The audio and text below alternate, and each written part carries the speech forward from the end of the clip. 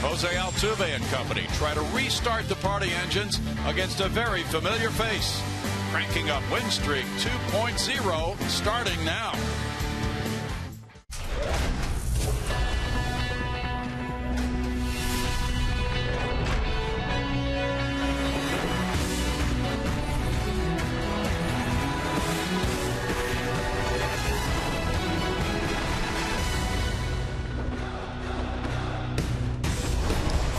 Live from Minute Maid Park in Houston, Texas, Root Sports brings you Houston Astros baseball. Tonight it's game 2 of this 3-game series, part of the battle for the boot between the Astros and the Texas Rangers.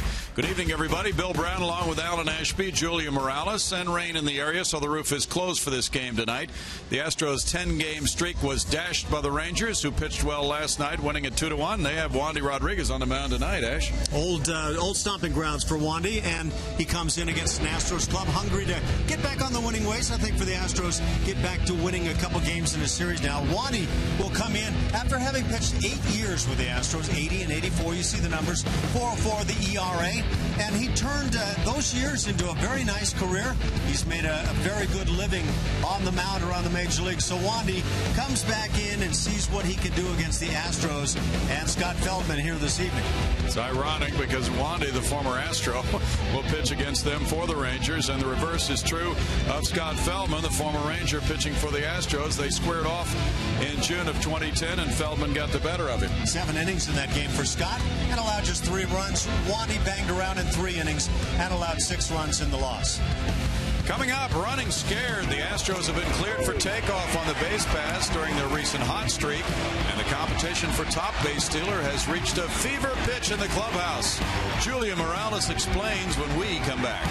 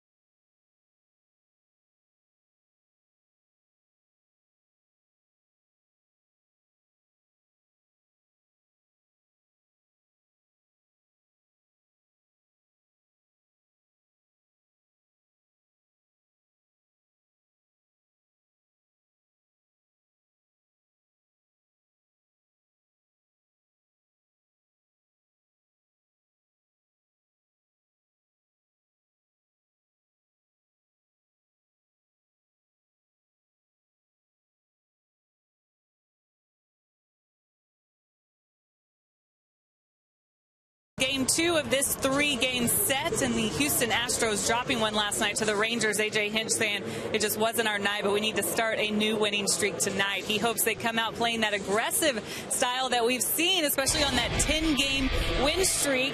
The Astros are playing a great game on the base paths. They came out of the gate this season ready to run, green lights all around. Of course, Jose Altuve with a reputation to uphold with his 56 steals last night. Jake Marisnick, though, and George Springer have been a lot of fun to watch them grow and develop as far as their game on the base paths. They have a little competition going between the three of them. It's got really competitive, and they try to outsteal each other. Check out the numbers on these guys, though. The team as a whole lead the American League with 33 steals. Both Springer and Altuve have 10 apiece, and of course Jake Marisnick right behind them with 9. That's 3 Astros in the top 5 for the major leagues. And outfielder coach Gary Pettis is of course behind the scenes when it comes to the base running game, and he said he's the one doing most of the video watching in the beginning, and then he would share tips with the guys. Well, now the tables have turned. Altuve, Springer, Marisnick doing a lot of video watching. Now they're sharing things that they see with Gary Pettis. It's good to see them growing. Don't go anywhere. We have a good one. Lefty Wandy Rodriguez on the mound, and like I said, with the competition between Altuve, Springer, and Marisnick, it's not just on the base pass. They've been stealing from the competition in more ways than one. I'll be back with Brownie and Ash to explain.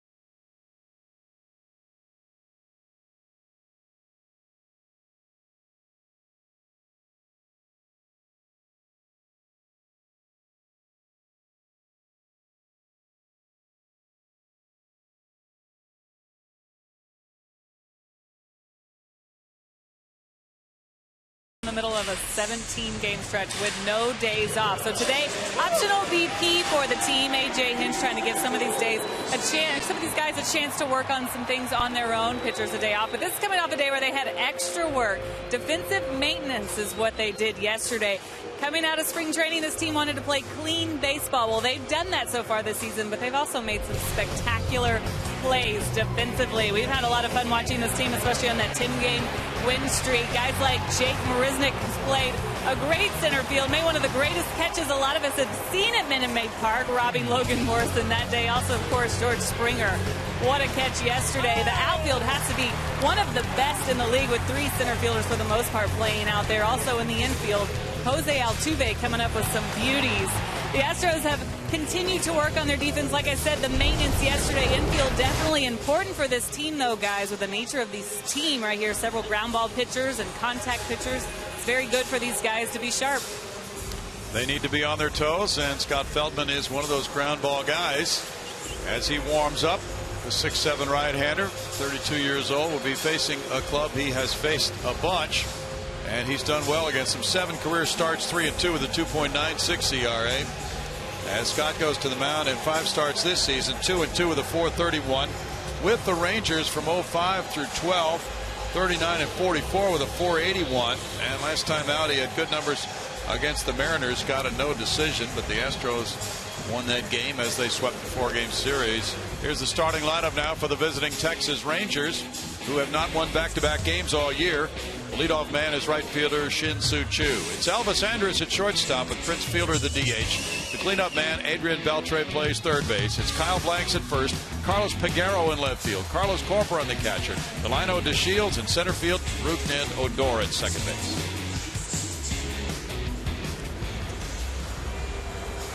And Scott Feldman, shooting for win number 3 of the season, goes out after the leadoff man Shin-Soo Choo last night. 1 for 4 in that game. The 32-year-old outfielder, born in South Korea, has a .272 on base average, a .147 batting average, and there are a few batting averages in the 100s in this Texas Rangers starting lineup tonight. He takes strike 1.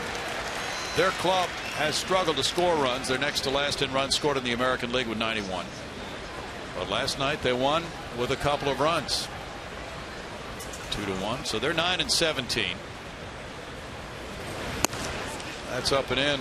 Feldman has that cutting action on that pitch. It's a 1-ball 1-strike count for Scott. Those numbers you just gave, Brownie, are not at all what I think of, and probably most people think of when they think of a Texas Rangers club. Big offense is my thought. Yeah. Their ballpark is one of the top hitting parks around the majors. 1 ball 2 strikes for Scott. Last year he was 8-12. His 3.74 ERA though was his best for a single major league season. 2 balls 2 strikes.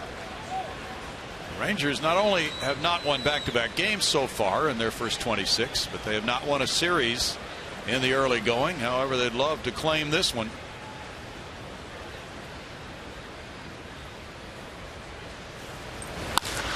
That's lined out to left center field. Wide open spaces there, and that will go to the 362 sign and sit right there as Jake Marisnick fields it and gets it back in. A leadoff double for Choo, and that's the way the game started last night as he hit one to left center. He got a 2-2 fastball out over the plate, kind of that same area that he saw last night with the reference double that he had.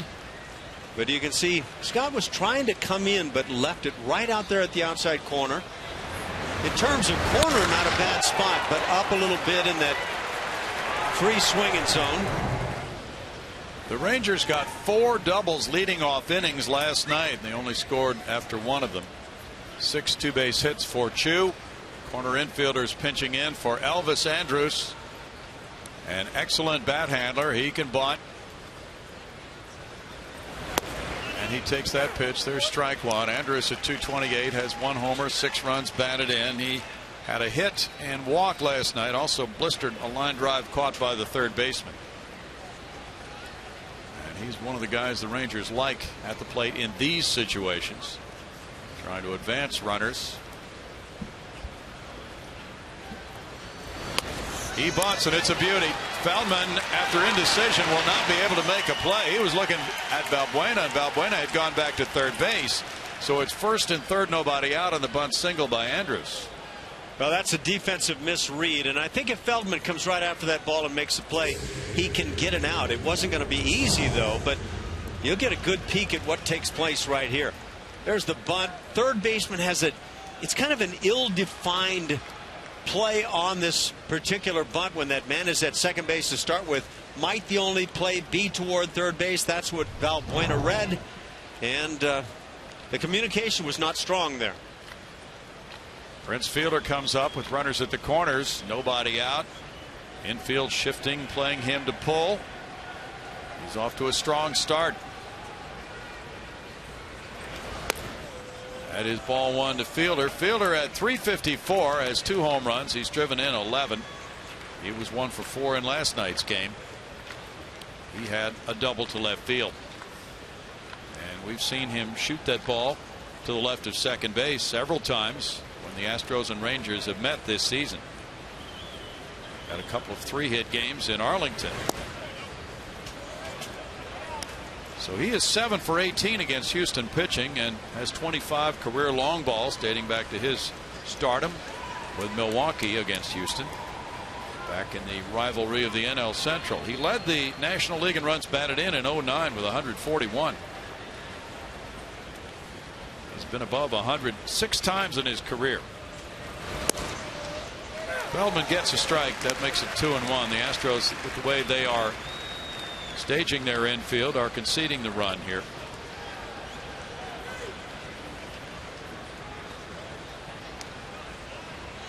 Dark skies out in the distance. A little rain this afternoon. More is in the forecast.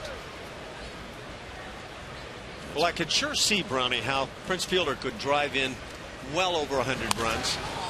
And it's not just the power game that's kind of obvious, but as we've talked about in the series with Fielder in now, this one and earlier in the season in Arlington, he's a good hitter and he takes advantage of defensive movement out there. He can hit the ball where he wants to. He can. Looks like there may be some rain out there in the distance. Nice to have a roof. But we have enjoyed the days with the roof open that are a part of this homestand.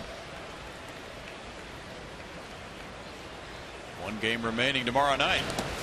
Pitch down and in is blocked. And Castro scrambled to his right for it. It's 3 balls 2 strikes now to Fielder. That was quite a return to Houston for the Rangers skipper last night. Jeff Bannister, who went to Lamarck High School and the University of Houston, coming back to get his first win as a skipper at Minute Maid Park in the opener of the series.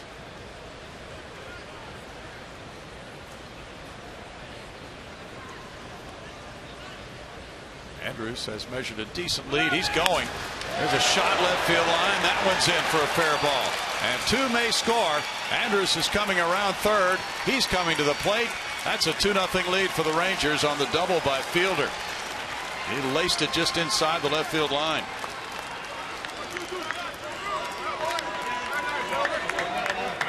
I made the comment, I believe, in yesterday's game about Fielder. If you put a shift on him and challenge him to hit it the other way, he does it just ideally. And that's the second pitch, a little more so this time, up and away. The left-hand hitter has taken advantage of going the other way. But Prince Fielder can really shoot it with authority to left field. I'm not so sure he doesn't become a better hitter when he thinks that way. He's aboard for Beltre now. Adrian at 218 with 2 homers has driven in 4. He takes and there's strike 1. Beltre 6 for 31 in his career against Feldman. Beltre 1 for 4 last night. He doubled to start the 9th inning go-ahead rally and the eventual winning rally and scored that eventual winning run. That one moves him back. It's a 1-ball 1-strike count. The Astros won the battle for the silver boot last year. The Rangers had won it the previous 6 seasons. Texas with the all-time lead in the series, 68-44. That misses. It's 2-1. Mike Muchlinski is the home plate umpire. These 2 teams dead even, splitting the 4 games they have played against each other so far this year. Last year the Astros won it, we mentioned, but the year before the Rangers had a 17-2 advantage in the season series. That's in for a strike, and it's 2-2 to Beltre.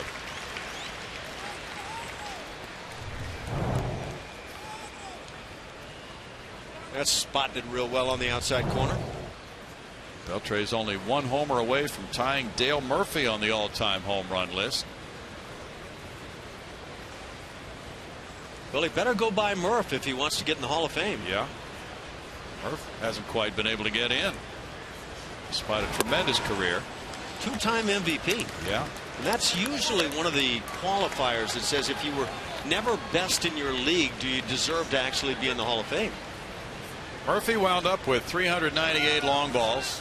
Beltre is at 397. Beltre is in 55th place on the all-time home run list. Big 3-2 coming for Feldman. And off the end of the bat, it heads for shallow right field. So does Altuve. Altuve with the catch. After 3 straight hits, there's out number 1. And with reason for defense, we'll take a look at it. Left to right in the outfield, Robbie Grossman, Jake Marisnick, and George Springer. On the infield left side, Luis Valbuena and Marwin Gonzalez. On the right, Jose Altuve and Chris Carter. Jason Castro is the mastermind behind the plate. Kyle Blanks is the batter. You look in from the right field foul screen. Blanks was 1 for 4 last night. 316, 2 homers, 4 runs batted in. There's strike 1. We have some new toys this homestand. Some new remote cameras that move around the ballpark, give you different angles, and the very slow motion look on some of the replays have been added to the coverage by Root Sports. Toys are a good thing.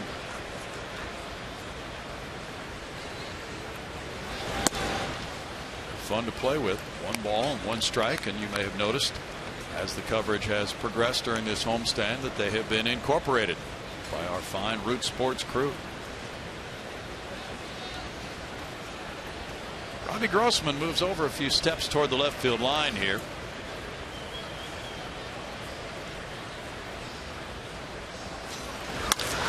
On the ground up the middle, that's past the diving shortstop Gonzalez into center field. Marisnick with the throw, fielder coming in. Here it is, an attack by Castro. Marisnick guns him down. Strong throw on a line by Marisnick. Guns down fielder for out number 2. That could prove very large as the night wears on. We've seen some good throws from Marisnick and George Springer in recent games. And one thing Marisnick does, he charges really well. On top of that, throws well and gave Castro the shot. That's going to be a close one at the plate.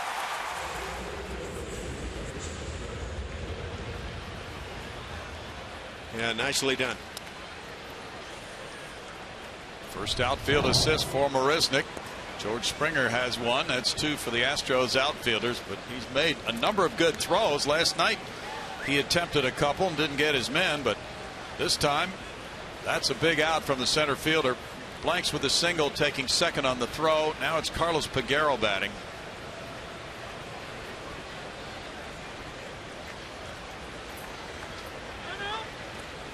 Scott Feldman will certainly take all that help he can get. It's been a rough start for him, giving up 2 runs on 4 hits right out of the gate.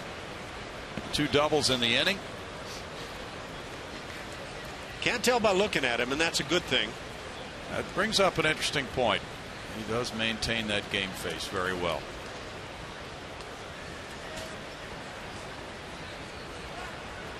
And he turns back towards second on Blanks. As for the Rangers versus the Astros, Texas had scored 13 runs in the 4 games, hitting only .212, and with no home runs by the Rangers against Houston pitching.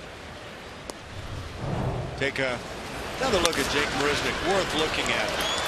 But he'll have to come on hard, and he does charge well. As he unloads that throw, he puts it in a great spot for Castro to make the tag. It's just good defense, and it's really paying off, referring to all that pregame work that's been going on for the club. A.J. Hinch pointed out last night that on his throws to the plate, he was at an angle. That was more of a straight-on shot for him that time.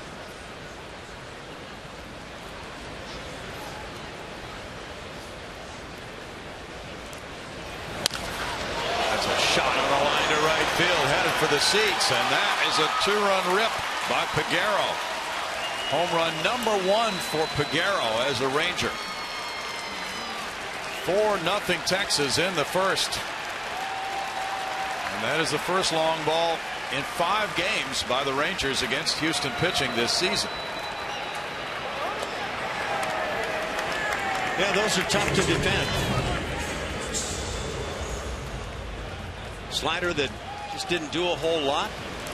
Peguero finds it in a zone where he gets the barrel on it, and the rest is quick history. They say left-hand hitters like the ball down. And Probably for the good part it's true, but you get that slider down enough to get the barrel to it. You see a lot of balls hit hard. Warburton gets one out for a hit.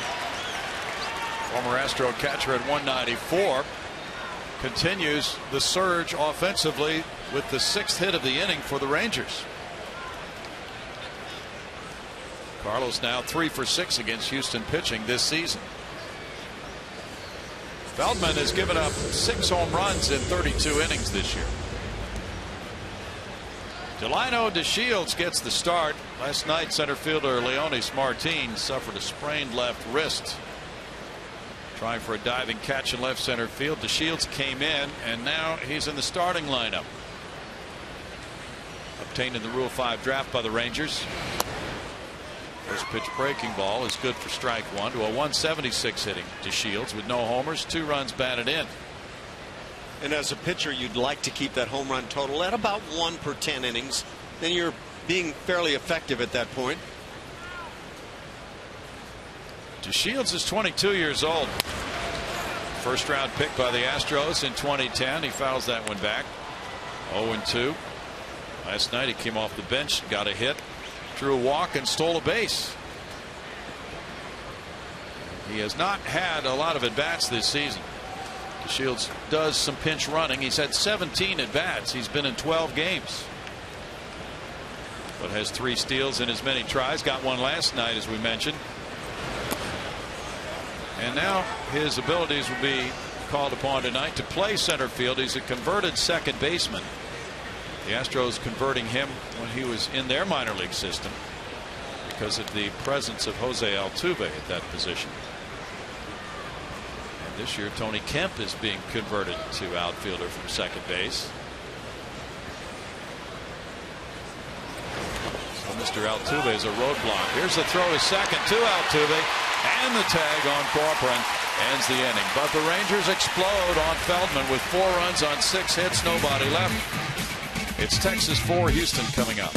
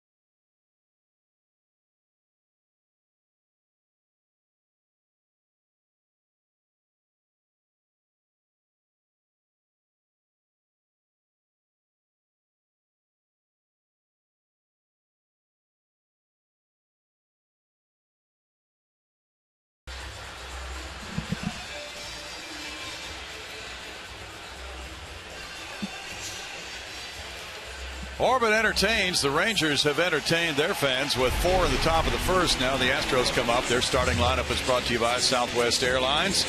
They go with guess who leading off? Jose Altuve with Luis Valbuena at third base. George Springer in right field. Evan Gattis the DH. Chris Carter's at first base. Marvin Gonzalez playing shortstop. Then it's center fielder Jake Marisnick, catcher Jason Castro, and left fielder Robbie Grossman. Left-hander Wandy Rodriguez goes to the mound for the Texas Rangers. And of course, you know him, former Astro. Pitched 8 years here. 0-1 this year, 4.82 the ERA. Hasn't seen a whole lot of time on the hill to this point. And Wandy Rodriguez, I guess, is a different look for the Astros hitters now, trying to figure him out from the other side. Lifetime 1-0 against Houston in 2 starts. Jose Altuve is 3 for 7 against him. There's strike one to Altuve, who leads the American League in hits with 40. He's hitting .360. That's the 4th best batting average in the league, with 3 homers and a club high 19 runs batted in. He also has 8 doubles. Wandy's curve catches the corner. That makes it 0-2 for him. Wandy 1-0 with a 2.08 career ERA against Houston in 2 starts. And he gets a punch out. Defensively for the Texas Rangers tonight, in the outfield, Carlos Peguero in left field, Delino DeShields, and Shin-Soo Choo. On the left side of the infield, Adrian Beltre, Elvis Andrus having a tough time. On the right side, it's Rougned Odor and Kyle Blanks. And behind the plate, former Astro Carlos Corporan. Luis Valbuena, the batter. Valbuena at 209 has 6 home runs. It's a tie for the club lead. Evan Gattis. This might be number 7. It's a no-doubter. Hello, right field seats. Luis Valbuena with number 7 to make it 4-1 now. And that was a real flyer. Now, that was the word about Valbuena. When the trade was made that he can play a steady defense at third base, he'll hit with power. We haven't seen a whole lot in terms of the batting average type hitting to this point, but he is supplying some pop. Well, there's one impressive swing of the bat from Valbuena to get the Astros' first run home. That puts him back in the club lead, and it's George Springer with a fly ball to center. DeShields coming in. And it's out number 2 for Wandy Rodriguez. Let's enjoy once again that home run swing from Luis Valbuena.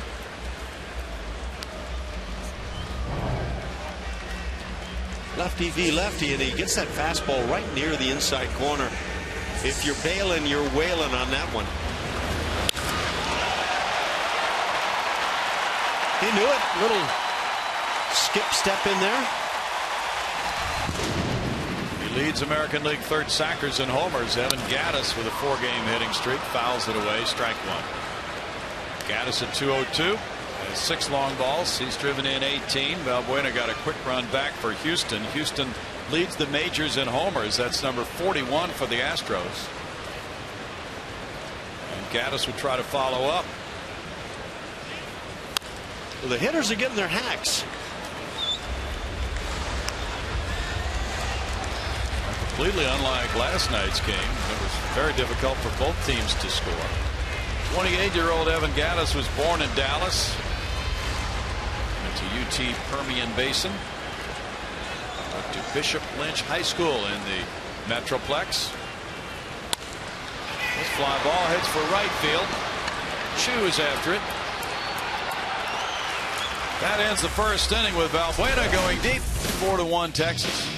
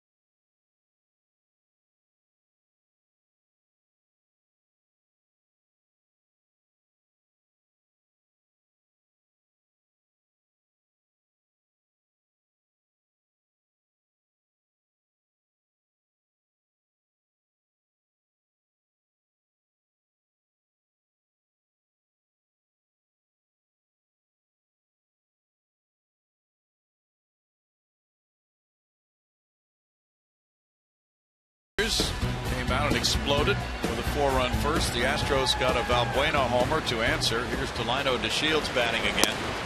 He was at the plate when Carlos Corcoran was thrown out trying to advance on a pitch in the dirt. And there's ball 1 to DeShields. The Rangers were lacking in speed. That's why they took DeShields in the Rule 5 draft, which means they have to keep him on the major league roster all season long or offer him back to Houston. They lost a speedy converted second baseman who's an outfielder in the Rule 5 draft to the Phillies. Odubel Herrera, who was playing center field for the Phillies last night. 3 balls, no strikes.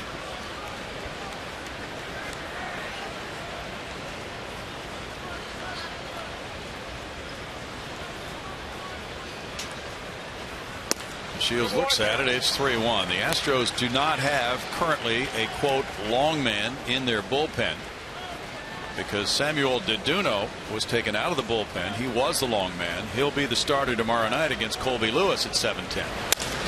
Line shot caught by Marwin Gonzalez. 1 out. It's actually a good point to bring up because I imagine in that 4-run first inning for Texas, some guys in the bullpen were kind of looking around at each other like, uh-oh, who's it going to be? Right. We don't know who it would be. If A.J. Hinch needed somebody fairly early in the game, he would probably piece it together with some multiple inning guys. Will Harris can do multiple innings, and there are some others in the bullpen as well. Rougned Odor did not start last night's game. He wound up playing, going 0 for 1. Ball 1 to him. 146, 1 homer, 9 runs batted in for Odor. These bottom 4 hitters are all hitting below 200, and the leadoff man Shin-Soo Choo also is below 200. So that's 5 of the 9 on the interstate, as is common with the term in baseball. 1 ball, 1 strike. Well, there was a big gap in left center field for that guy, that leadoff guy on the interstate. That's for sure. Yeah, he drove a truck through it, didn't he? 1 ball and 2 strikes. I think he went beyond the 18-wheel limit with it. Feldman and Rodriguez, each with more than 100 starts for their former clubs, the ones they're facing tonight. 2 balls, 2 strikes. That's kind of the unusual element about this matchup tonight. Rodriguez has started 218 for Houston. Feldman 101 starts for Texas. And in fact, to find that kind of a matchup, Elias Sports Bureau went back to September 12th, 2011, when Roy Oswalt with the Phillies and Brett Myers with the Astros faced each other in a game here at Minute Maid. Each had made more than 100 starts for their former club. Struck him out looking. First strikeout for Feldman. And with that strikeout, tonight's pitching performance is powered by Kubota. Dallas Keuchel with his 13th consecutive quality start last night. Most by an Astros pitcher since Wandy Rodriguez had 13 back in 2010. So we've got a pretty good storyline going on. Dallas did not get another W. That could have been in terms of the quality efforts he's put up this year, very easily you could see Dallas Keuchel 6-0 right now. Very good game again. You're right. Choo comes around for the second time and takes strike 1. He had that double to left center field to start the game. Keuchel with a 0.80 ERA through his first 6 starts. That's the best by an Astro through 6 starts to open a season. The previous record was held by Bob Knepper in 1988. For his first 6 starts, he had a 0.85. 1-1. You were catching him then, Ash. Bob Knepper had some very good stuff. Line shot caught by Altuve for a quick second inning, and that can be helpful for Feldman and the Astros. The Rangers lead it 4-1.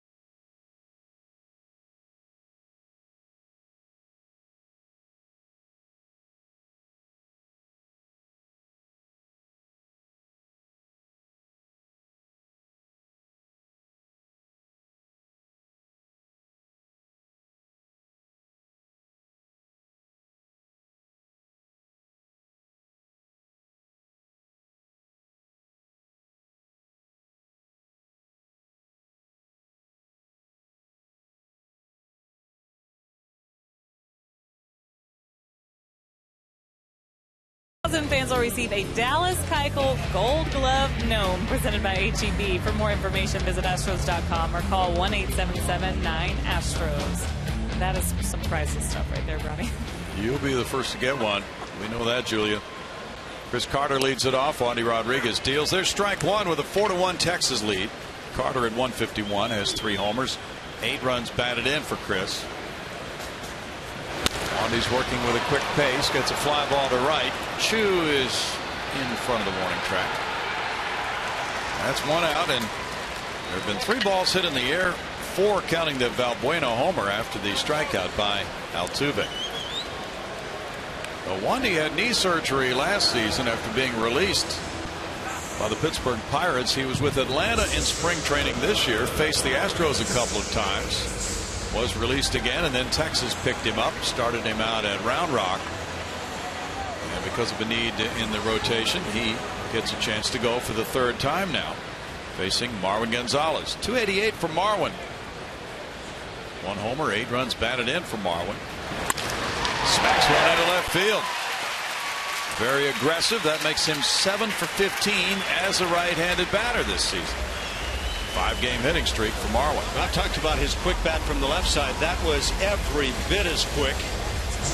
He's all the way down on the bat from that right side, so apparently feels a little stronger. And well, that's a good swing.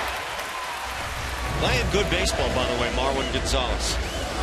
Wandy's thrown nothing but strikes. He has not thrown a ball tonight. It's hit number 2 for Houston. Jake Marisnick follows. 366 for Jake. 3 homers, 12 runs batted in. Jake had an 11-game hitting streak that ended last night when he was 0 for 3. He still needs a couple of more plate appearances to be listed among the league leaders for batting average, but he would be tied for 4th if he were. He bunts foul. Strike 1 to Marisnick. He'd be right there alongside Miguel Cabrera with that 366 average. He's done well against the Rangers. 6 for 14, a homer, 4 runs batted in. Well, Jake's no doubt missed some at bats by batting in the bottom of the order throughout the season. He's moving up a bit now, but he'll lose some at bats that way. That's what happened last night. He only had 3 plate appearances in the 2-1 loss. So he leads the Astros in batting average, OPS, and slugging. 1 ball, 1 strike. And how about that throw he made in the 1st inning? Defensively, he has been superb. If it weren't for that darn Altuve guy, you could probably say Marisnick's been best player on the team over the first month. Good point.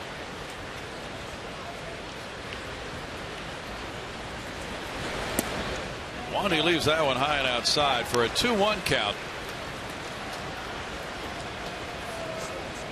Wandy is 2nd in wins at Minute Maid Park to Roy Oswalt.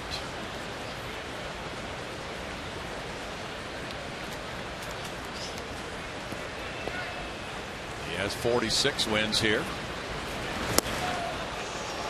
It's 2 balls, 2 strikes, and his ERA of 3.45, the 9th lowest among pitchers with at least 100 innings pitched at Minute Maid.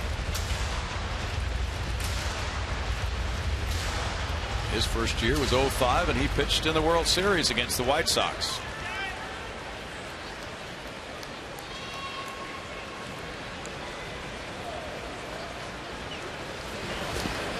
Marisnick chases one and strikes out. That's number 2. Jason Castro will follow. Wandy Rodriguez, with his limited velocity, has had to be one of those guys that masters the art of pitching, changing speeds. Little dab here and a little dab there, and you can see how he goes about it as he picks up that strikeout of Marisnick. Castro on a 5-game hitting streak starts the night at 215. With 2 homers, he's driven in 5. Robbie Grossman's on deck. And the throw goes over. Hank Conger did the catching last night. It's quite a winning streak for the Astros. 10 games in a row. Their record is 18-8. They still have a 7-game lead. for two clubs, the Angels and the Mariners. And it's still their best start ever for 26 games. They've won 15 of their last 18 games. Both these clubs have had a heavy dose of playing within the American League West, where the Astros are 14-6 and the Rangers are 8-15. But the schedule's about to turn in another direction soon for both of them. Fly ball, left field line. It's slicing, and is it a fair ball? It is in the corner. And now here's a stop sign at third. Now a go-ahead, but Marlins not looking, and it's a double for Castro. Gary Pettis had stopped Marwin and then tried to crank it up again. Peguero having a problem in the left field corner, but Marwin had turned to look out in that direction, and he didn't see Sheffield. He didn't see the third base coach windmilling him home, Gary Pettis.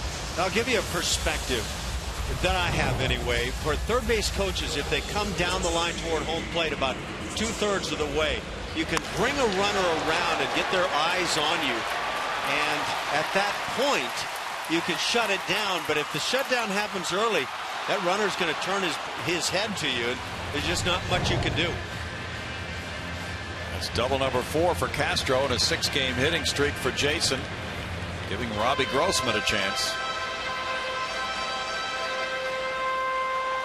Grossman had a hit last night, starting in left field and batting ninth as he is tonight, 1 for 3.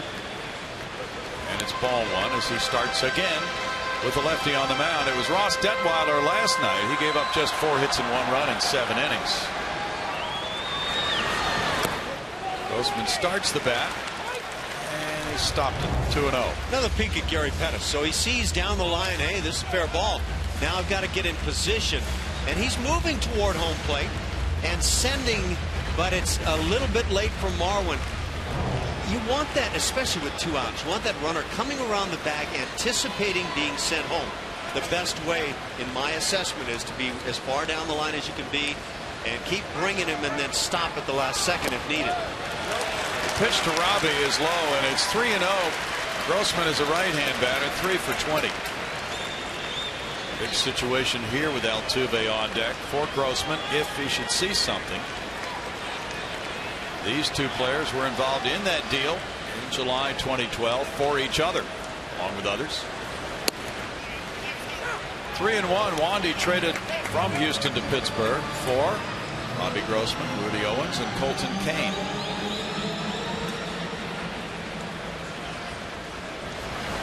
That's ball 4, and the bases are full for Altuve. That's 9 walks for Wandy Rodriguez this season in 11 innings.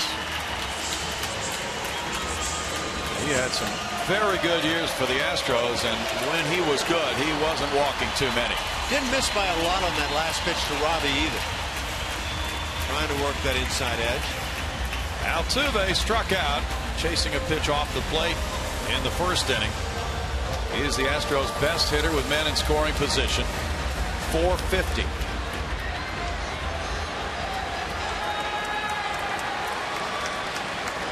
For 20.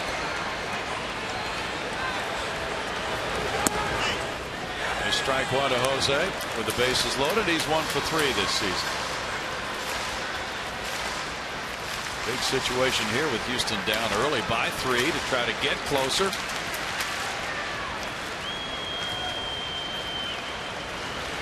Altuve smacks one left field. It's hooking and foul. No balls, 2 strikes. I dare you come in on this guy. And he will just turn it around in a heartbeat. Look at this, up and in. Boy, he can let that barrel fly. What looks like a silver slugger bat right there. He was posing for some photos with the silver bat. It looks like what he's wielding right now. It does. 1-2. Wandy, in one of the articles leading up to tonight's start, was talking about not wanting to pitch inside with a 315-foot dimension down the left field line in this park. Talked about how dangerous that could be. I would add to that. That's a pretty intelligent approach in this yard. Altuve looks at it, and it's 2-2 now. Of course, at the same time, people have talked about Fenway Park for years. How does a pitcher pitch there, especially a left-handed pitcher? And finally, some of the guys that succeeded started working inside the right-hand hitters. Right. Last time out, Wandy lost to Seattle, giving up 5 hits and 4 runs in 4 1/3 innings. In his first start with the Rangers in Anaheim, he got a no decision, 5 innings, 1 run.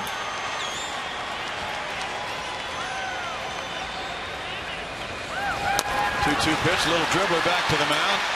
Rodriguez to first, in time to get Altuve. And it's no runs, 2 hits, 3 men stranded. 4-1 Rangers after a couple.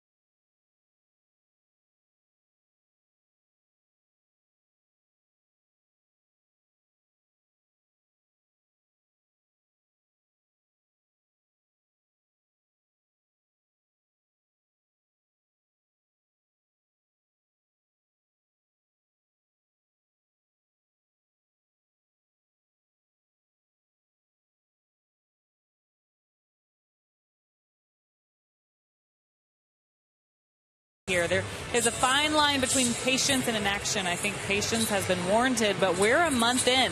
We want to see these guys turn the corner. JD not very happy there. And even with last night's game, Texas has lost 8 out of their last 11. Daniel's also saying that he's not happy with the lack of focus that he's seeing over there. They have 24 errors, which is most in the AL. So we could see some changes in this group. They might look a little different by the next time we see them, guys. Any speculation on your part? Well, there's one guy on the way. I think he's getting closer. Maybe an MVP, former AL MVP. A guy named Josh? That's his name. Hamilton? Okay.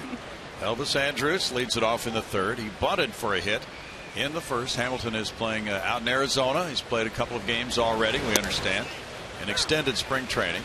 There's strike one after being traded by the Angels back to the Rangers, where he won that MVP award in 2010. He could really help their outfield production if he returns to form. 1 ball, 1 strike to Andrus. I'm going to check around and see if there are some power hitters that can hit for average and all that kind of stuff in the minor league. Somebody who could be utilized. I'll search around. Well, if you come up with somebody with Hamilton's credentials, let us know, will you? Well, now those are tough credentials to match, but you know, you look for those up and comers, those guys that are yet to fully bring it. I've got a guy in mind. 2 balls, 2 strikes. Would you be referring to a former 1-1 draft choice who is now ripping the ball at AA for the Houston Astros? Actually, I wasn't even going that direction. I was trying to help out the Texas Rangers and Julius Plea right there. Oh, okay. Line drive into right field. Andrus is aboard again. He's 2 for 2 in this game. Tonight's T-Mobile game changer is the potential impact of Josh Hamilton in this Rangers lineup. So we'll go right to Josh. Yeah, this is a guy that has done it, and in a big way, to the extent that he's been an MVP and he's put up some enormous major league numbers. Is he still capable of this kind of play? What the Angels saw in Anaheim would say that he's come up short in recent seasons. And now time to kind of try it again in a Texas Rangers uniform. Yeah, he did some big things. Prince Fielder's up again. 2-run double first time. There's ball one. Well, if you consider, let's say they hit Fielder third the way he is tonight, then Beltre, then Hamilton. That's a 3-4-5 murderer's row if Hamilton does return to that former type of production with Texas. Yeah, you're right. That's strong, and it'll get a pitcher's attention, no doubt about that.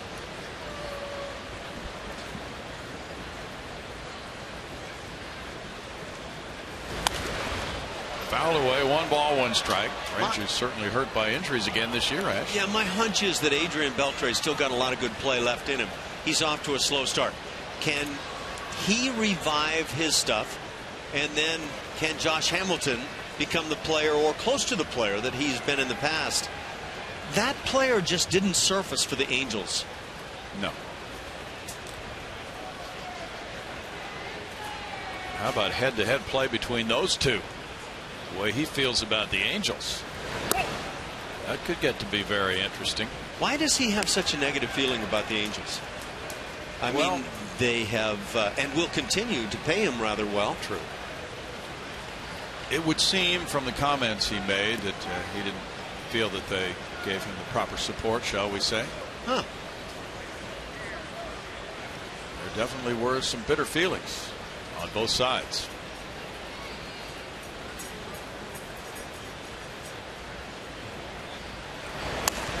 Ground ball foul. 2 balls, 2 strikes. Mike Scioscia had suggested that Josh really should apologize to his former Angel teammates, but to our knowledge that has not happened. It may have. You know, I think Mike's right. I think that Mike is dead on. The guys there were counting on a teammate, and it wasn't reciprocated. Fielder gets another bat. Well, the Rangers have the same type of support system in place, we understand, that they had when he was with them before. The Angels changed some of the people involved, and that evidently not only didn't work but didn't find acceptance with Josh, according to some of the stories that have been written. So his accountability partner evidently would be the same it was before when he was with the Rangers. Fielder ready to step up again with a 2-2 count here.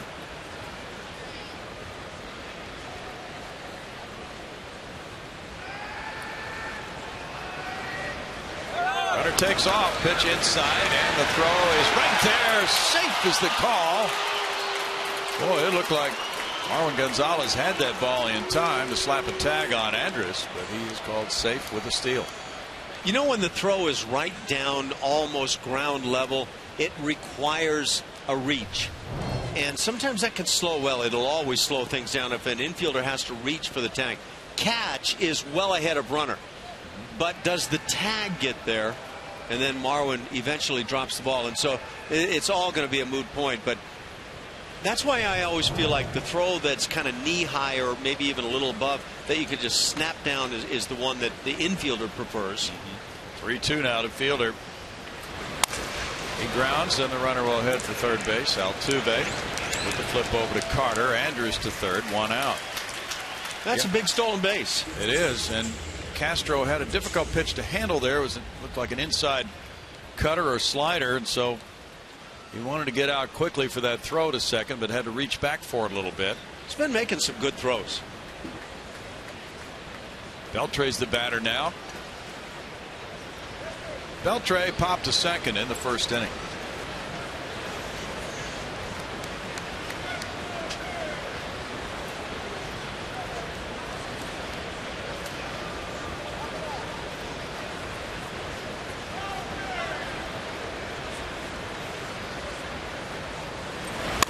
Beltre cracks a line drive, and that'll make it 5-1 into the left field corner.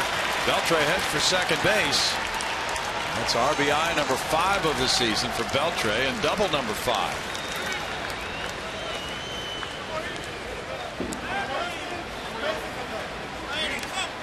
3 doubles tonight for the Rangers and a homer among their 8 hits. Well, they're not being kind at all to their former teammate. Of course, most of these guys here now are not actually former teammates of Scott Feldman.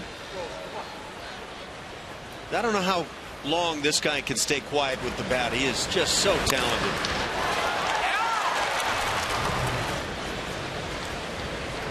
Rangers 5 for 7 with runners in scoring position. Kyle Blanks the batter. That is strike 1 to Blanks. Feldman was getting his ground ball outs last time to the mound, 12 of them, and he pitched well.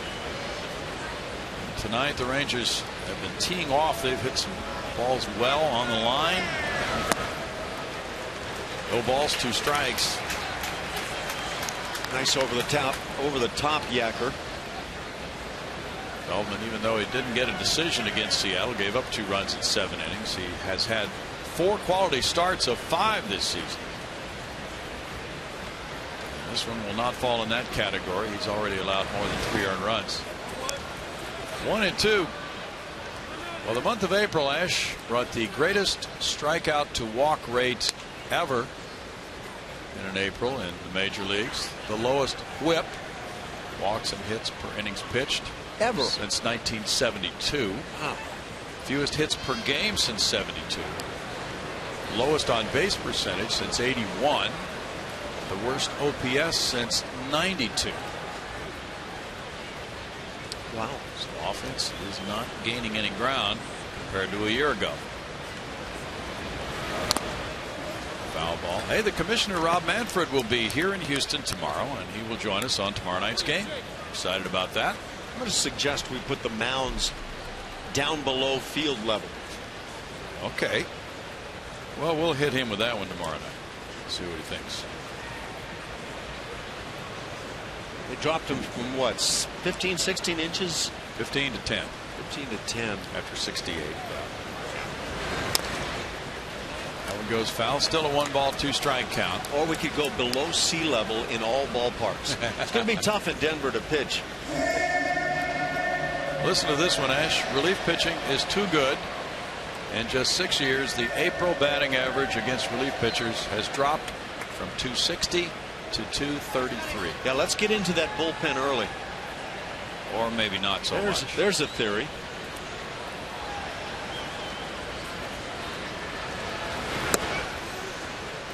Two balls, 2 strikes.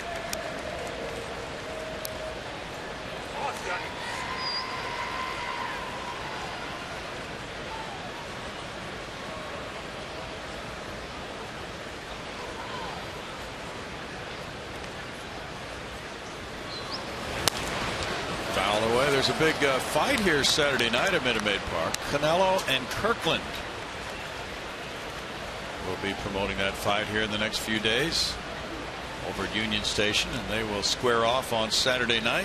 Which one of those two is having shoulder surgery planned immediately following the fight? Hopefully neither one. We'll follow that debacle of last Saturday. Shot into right center field. Springer coming for it. It's a hit in front of him. It gets behind him. Now Marisnik picks up the ball. Stop sign at third. Throw into second, not in time. And Blanks winds up in scoring position. It's a single and an error on Springer, his second error of the year. George was having a hard time on the read of this baseball right from the start. Watch him kind of stutter step just a bit. It just felt to me like he wasn't certain if this was one to come and dive on or what was going to work out, and then obviously that didn't work out. Brent Strom out to the mound, and at this point, if the Astros did have a long man, we would probably be seeing that pitcher warm up in the bullpen, but there has been no warm-up activity so far. Yeah, this is kind of one of those nights where you say, look, we really need you to go a little deeper. If anything's wrong, let us know, but otherwise, see if we can get this straightened out. Diduno starts tomorrow night. He had a good start first time out of the pen after Ashram Wojciechowski was sent down to the minor leagues. And Diduno in 4 innings gave up 3 hits and 1 run against Seattle. The Astros won that game 4-3. through 61 pitches. Now Kevin Chapman is getting up in the bullpen. Peguero the batter. Now the infielders will come in tight. Peguero hit the 2-run homer first time up. Started the bat and he's called for a swing there. 0-1 with Carlos Corcoran on deck.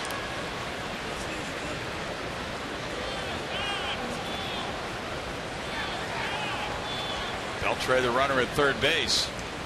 9 hits for the Rangers in the early going. He chased that one, and Peguero has not seen a strike yet, but he swung at 2 pitches. It's 0-2.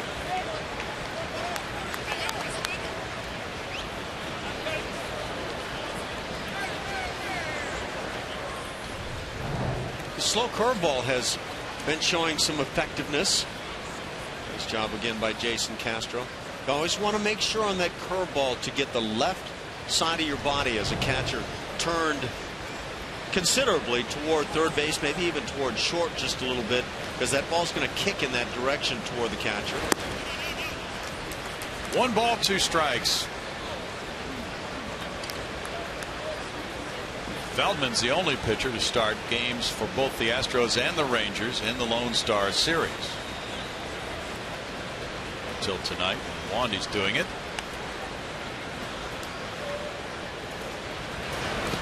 In the dirt, not fishing this time, and Peguero is back in the count at 2-2.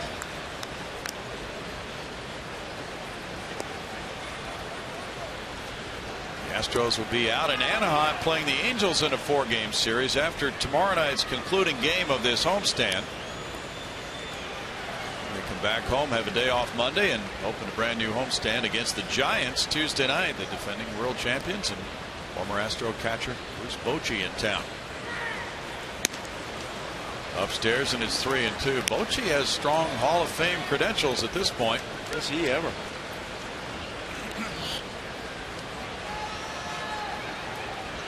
I believe he and Art Howe may have, well, it was within a couple of lockers of each other back in the old locker room in the Astrodome. Very close. And of course we knew Art Howe was going to be a manager. Turned out to be a great one. But that locker room.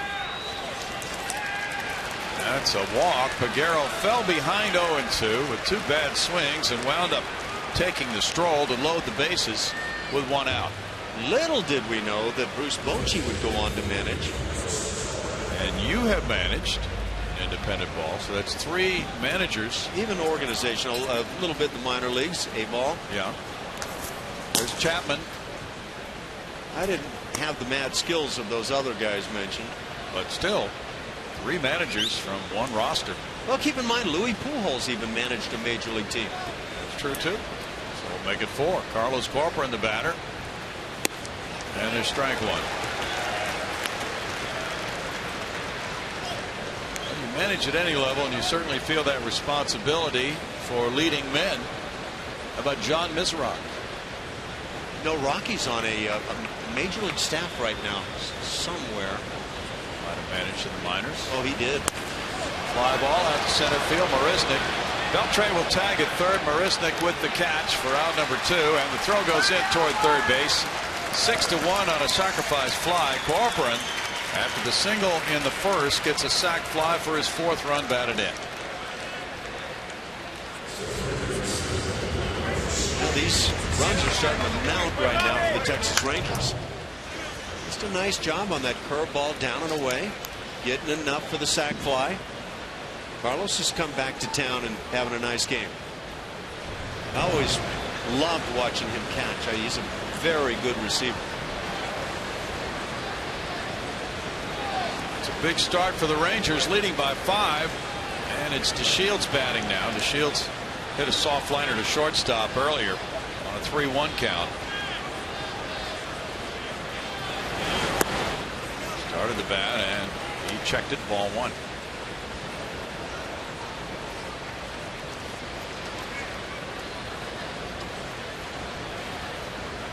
His father, Delino, quite a second baseman in the major leagues for many years and a big-time base stealer with the Montreal Expos and other clubs. 1 ball, 1 strike, and Delino is managing at AAA right now. We speak of guys who have managed in the minors, so he probably is a serious candidate to be a major league skipper someday. He would tell his son to never take that swing again. His dad was a left-hand batter. 2 balls and a strike. Back in 2012, Delino, the younger, had 83 steals at Lexington, 18 more at Lancaster, a total of 101 stolen bases in 2012. 2 balls, 2 strikes.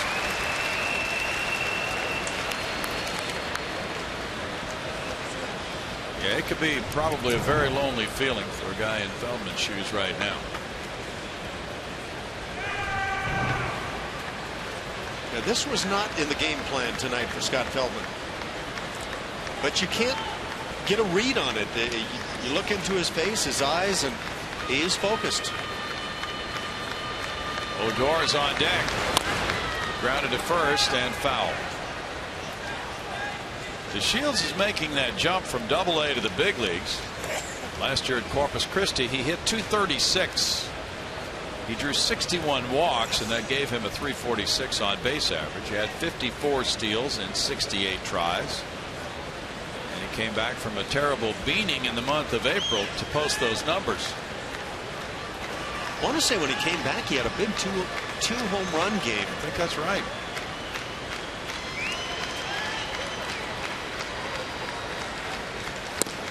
He struck out. That ends the top of the 3rd inning. Strikeout number 2 for Feldman. Rangers tack on 2 more runs. Luis Valbuena has accounted for the Astros run with a homer. He'll be due up first with the score 6-1 Texas in the 3rd.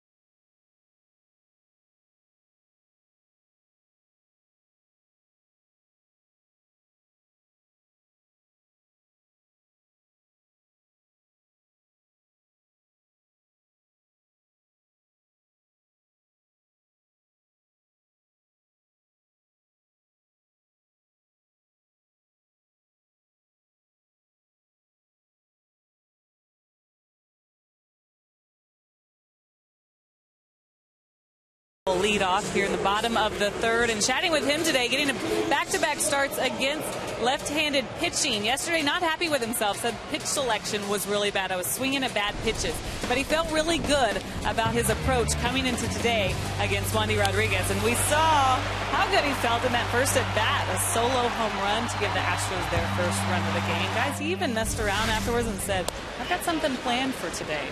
I guess that's what he meant. I never take these guys too seriously when they're joking around with me, but maybe I should. That's just such a general comment, though. You know, 1 ball, 1 strike to Valbuena. So he'll tell you after the game that what he had planned was a towering home run his first time up. Well, I'm hoping he completes the story with about 2 or 3 more mixed in, and one of them being a game winner. Good view from out there in left center field, out by the Conoco pump. Wandy drops down and gets a strikeout on Valbuena. That's number 3 for Wandy. He's been handed this 6-1 lead. He's allowed 3 hits, but got out of bases loaded trouble by getting Altuve on a little ground ball back to him in the 2nd inning. Springer the batter. George hit a fly ball to center in the 1st. This is Wandy's third career start as an opponent at Minute Maid. Couple with the Pirates. Springer with ball one. Faced the Astros twice in 2012 after that trade and pitched well in both of them. That's in for a strike, 1-1. Last night the Rangers certainly had to be pleased with the start of Ross Detweiler. 7 innings, 1 run.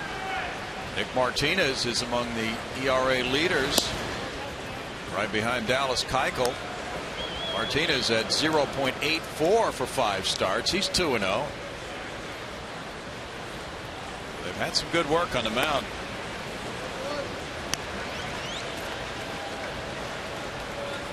Three balls and a strike for Wandy. Their starters have the 5th best ERA in the American League. In fact, 3.95, but they're 5-12.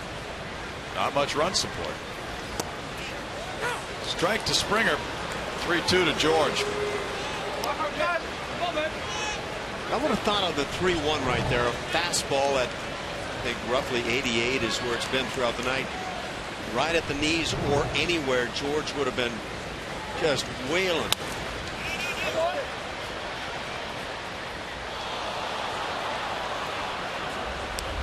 Marlins lead the Nationals 2-1. They're in the 6th. And yeah, there's that center cut ribeye right there, and didn't quite get to the heart of the meat. Evan Gattis on deck. Springer to right field. Chu is coming in. 2 outs.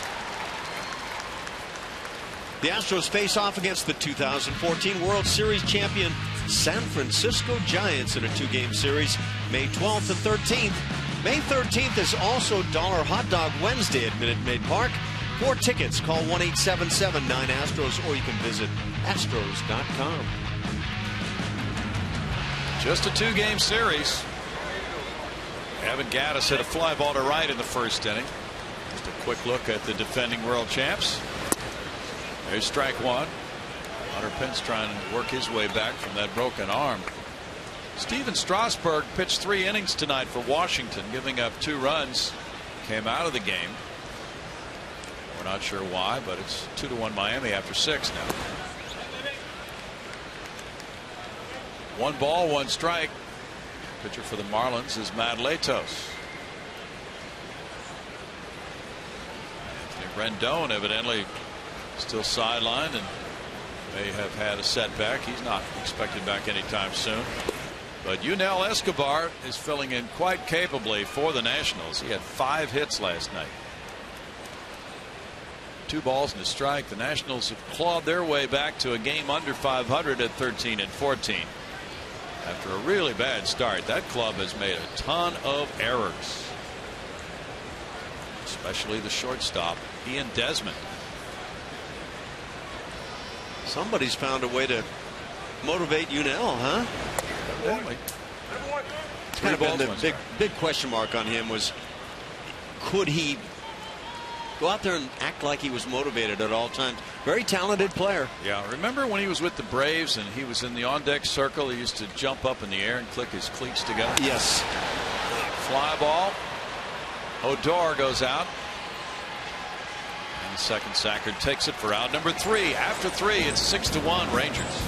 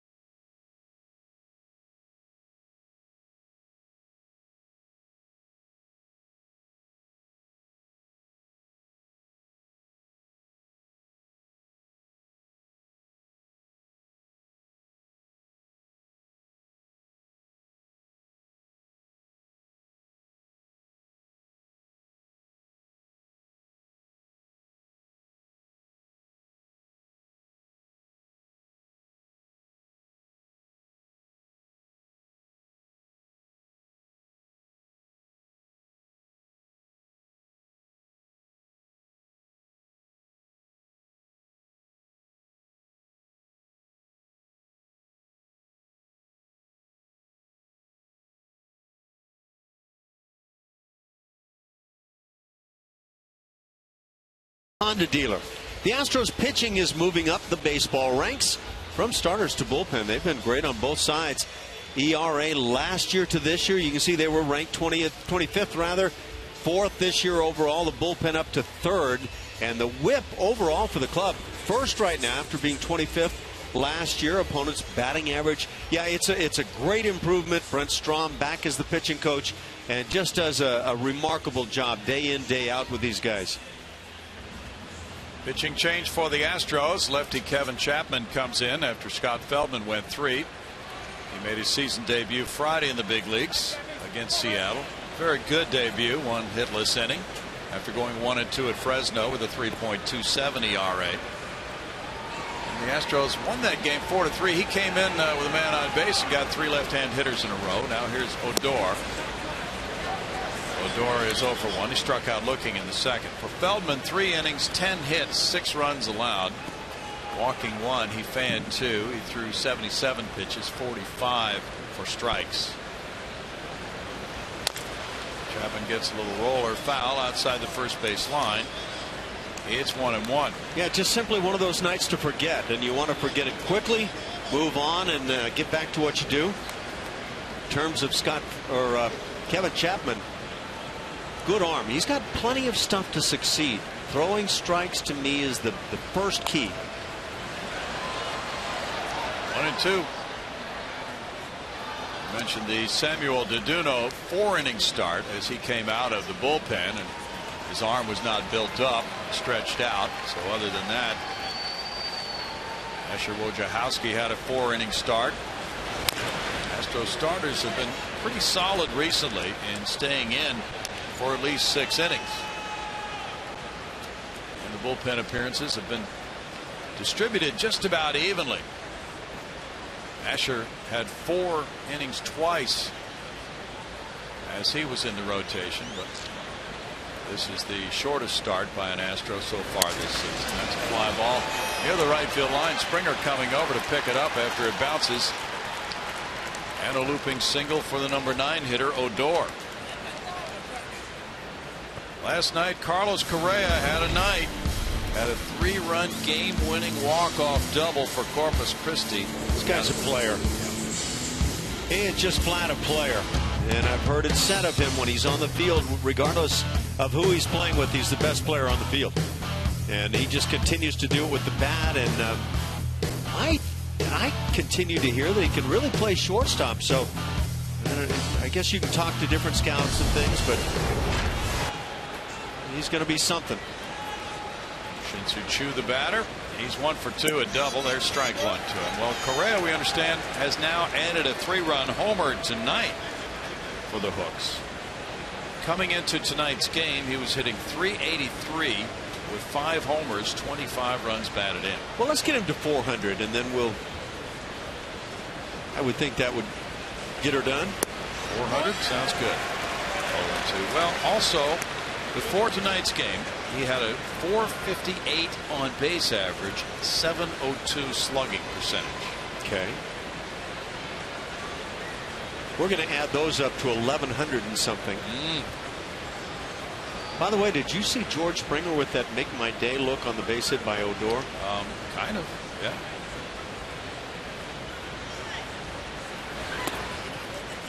Springer just kind of came up with the baseball and stood there and looked like, okay, please, right, go ahead and take off. Right. That would be an easy outfield assist for George. 10 hits for the Rangers to 3 for the Astros. Chapman was the 8th member of the bullpen when he was promoted.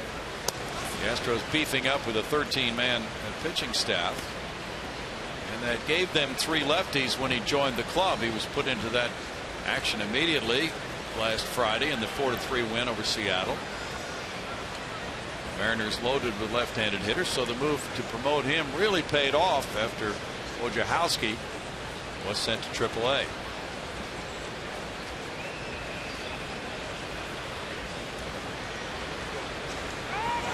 Got him if they execute. Here's Carter throwing, and the tag by Marwin in time to get Odor. Let's see if the Rangers challenge this. I'm not so sure that came out to an out. I'll have to be convinced. Carter's got to shorten that distance a little bit.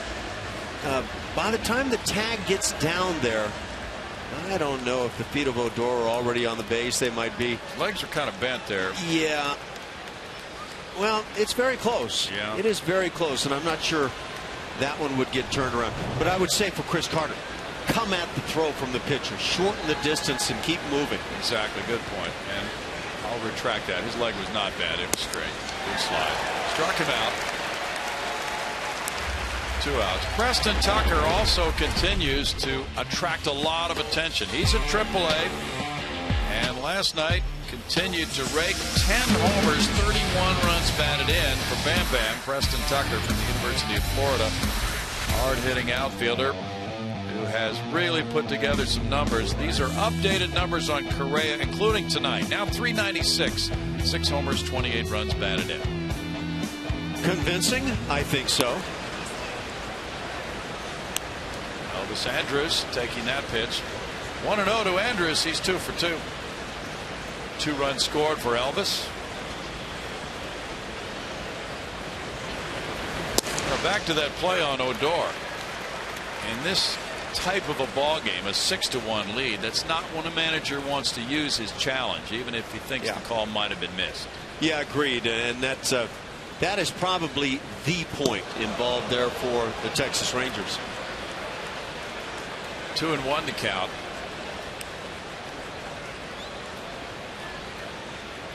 If it had been reviewed, it might have been overturned. Could have been. It was one of those close ones that, for me, is probably not worth the overturning. Your point, a good one about the first baseman's assignment, though, is to come toward the pitcher's throw and cut down on that distance for the throw that he has to make. And also, it gives him a little bit of a throwing angle, doesn't it, from the infield side? Absolutely. You know, and it's another play on which you see the validation for why a left-hander has the advantage at first base. No doubt. Although, you know, the Jeff Bagwells of the world played that position awfully well for a long time. It's more of a challenge, though, with that throw over the runner.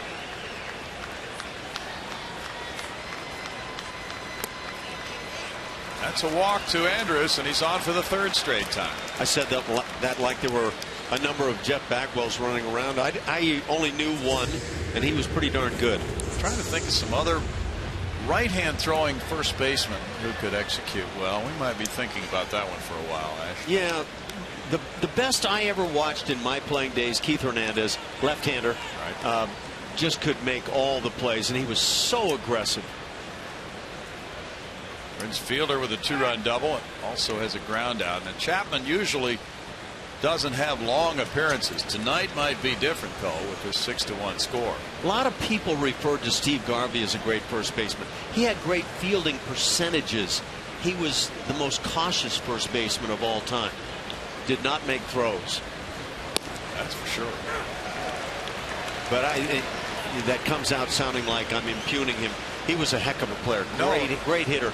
But in terms of that overall first base play, he was not amongst the chatter of the great defensive players. That's an accurate statement.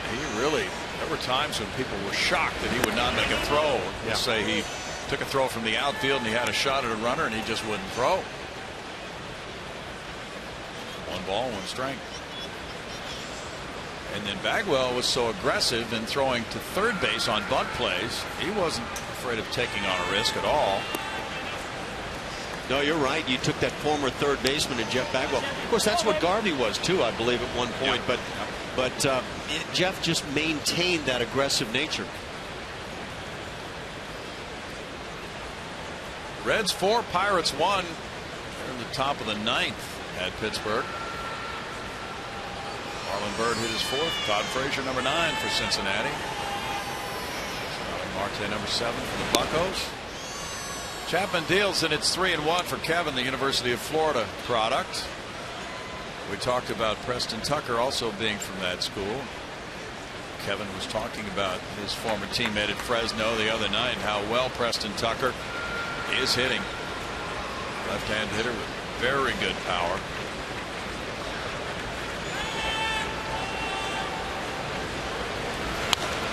Now back 3-2. Well, the Astros really are putting together some very good minor league outings. Players to watch throughout the season. Those are two guys who certainly bear watching. Yeah, I think you can look at the minor leagues for players that you think can help you, and then there are players that have a chance of being stars and beyond. And I think the Astros have one. Strike 3 call. And in the 4th inning, it's no runs, a hit, and a man left. 6-1 Texas.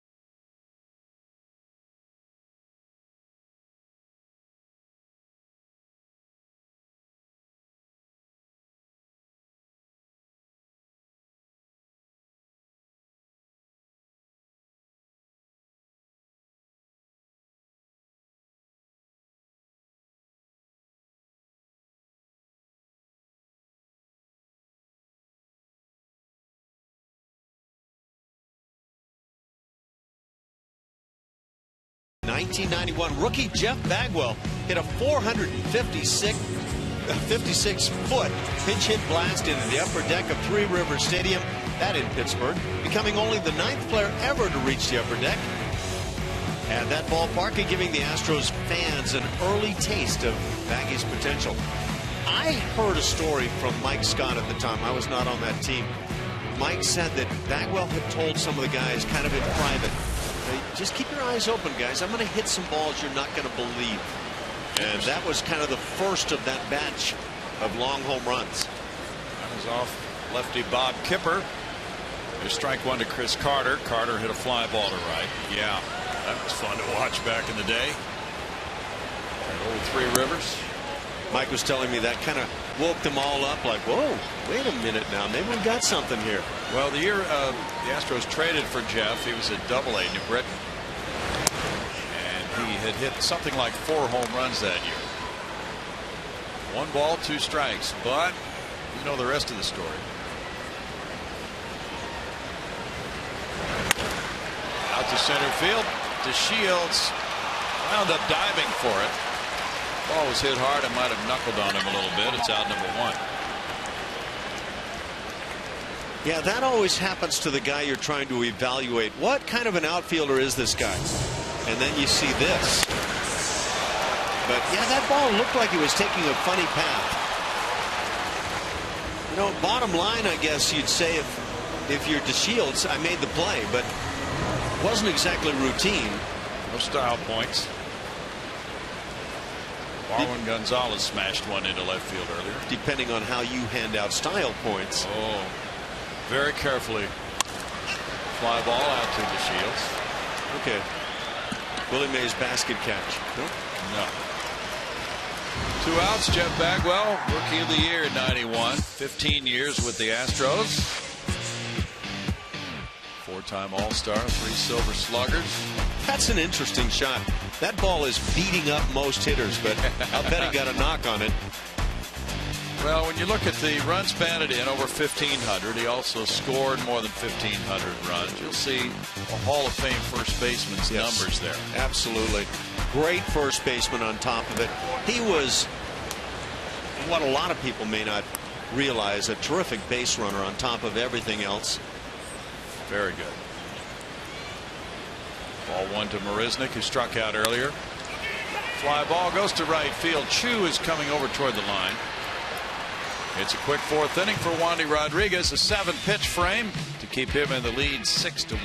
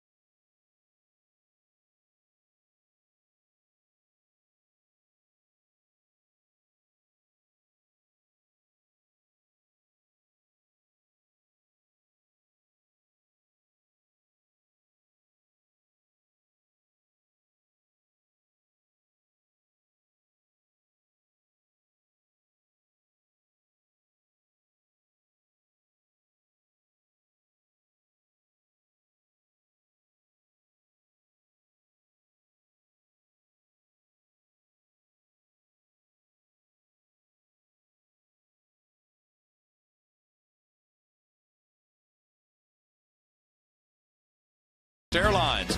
Book your low fare now at southwest.com. By Brake Check, every fourth oil change free, even on synthetic. And by Orkin, pest control down to a science. 6-1 ball game. The Rangers lead the Astros. Texas trying to make it 2 in a row here. And it'll be Beltre, Blanks, and Peguero in the Ranger 5th inning against Kevin Chapman, who came in the 4th. Relief of Scott Feldman. Beltre is 1 for 2. He had an RBI double in the 3rd.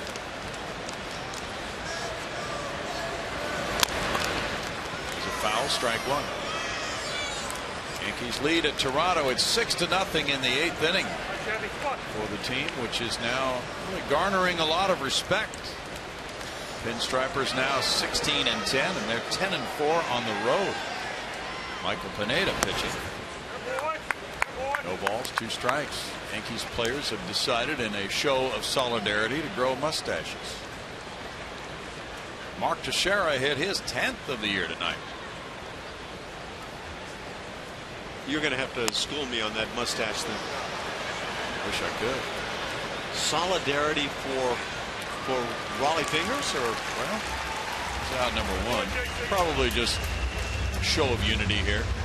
Everybody's on the same program. Let's see. Well, you know, a lot of people are looking at the Yankees quite differently now than they were in spring training. That's true. I believe I may have even gone on the air talking about the Yankees in the spring about if Michael Pineda finds a way to stay healthy, they're really going to get a boost. And then a lot came down in my mind to CC Sabathia. Yeah. How that starting staff would be able to hold up. Kyle Blank's 2 for 2. You and Steve Sparks did that game with the Astros and Yankees in Tampa. You may have come out with that sentence that very day. Back at JC now. Come on. Right at him. 2 balls, no strikes. Jose Altuve at second. That was a splendid broadcast. One of the best of the entire spring. Center field, Marisnick working his way back to the track. Now he's out of room, jumping at the wall. It's off the wall, kicks back towards center field where it's got to be picked up by Grossman. And into third base, Blanks, but it's a home run. Actually, they were scrambling for the ball, not realizing it had hit above that yellow line. So Blanks then, when he got to third, got the word on it, and it's a home run for Blanks, number 3, to make it 7-1. He's 3 for 3 tonight. That is approaching prodigious right there. It's a big kid too. Nice short stroke on that. Marisnick was fooled. I'm not sure what led to that, but he just never looked like he was comfy with his feet settling in the right place. Ball one to Peguero. He hit a 2-run shot in the first inning, then walked in the third. 7-11-0 for Texas. 1-3-1 for Houston. Each club with 3 men left. Chapman gets a strike, and it's a 1-ball 1-strike count. The Red Sox shut out the Rays at Fenway 2-0. Rick Porcello going to 3-2. He beat Drew Smiley. Koji Uehara with his 5th save. Strike makes it 1 ball 2 strikes. Blake Swihart did the catching. He recently came up from the minor leagues with an injury necessitating his promotion. He's a highly regarded prospect. His name was mentioned in talks about Cole Hamels. The strikeout, and it's out number 2. 3rd strikeout for Chapman. There are rumors that the Red Sox have been talking with the Phillies about acquiring Cole Hamels, and other rumors that the Phillies would demand Blake Swihart if they made such a deal. But now that he's playing every day, that's probably not going to happen. Carlos Corcoran has a single and a sac fly. Mookie Betts hit a pair of home runs tonight, giving him 4. Strike to Corcoran. So the AL East is quite a bit better than many of us thought it might be. The last place team, Boston, is now 13-14. Toronto could be 13-15 with a loss to the Yankees tonight and would fall into last place. That's not too bad for a last place club. Well, the last place club in that division is in much better striking position than the second place club in the American League West. True. 7-game margin between the Astros. The Angels and Seattle are tied for second, and only a 4-game margin top to bottom right now in the AL East. Fly ball out to right center field. Springer goes for it. And it's a home run by Blanks in the 5th inning, adding to the Rangers' lead. They've hit 2 long balls tonight. They're up 7-1.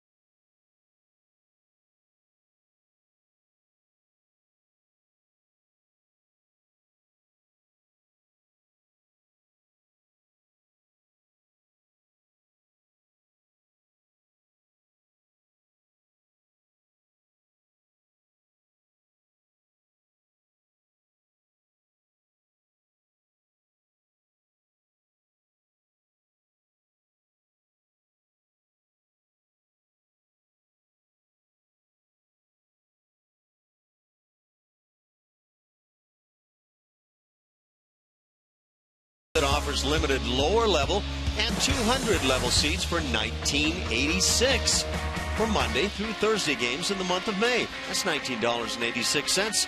For more information, visit astros.com/tickets, or you can call 1-877-9-ASTROS. And it's a special deal tomorrow night. You can get one of those tickets for $19.86 and then $1 hot dog.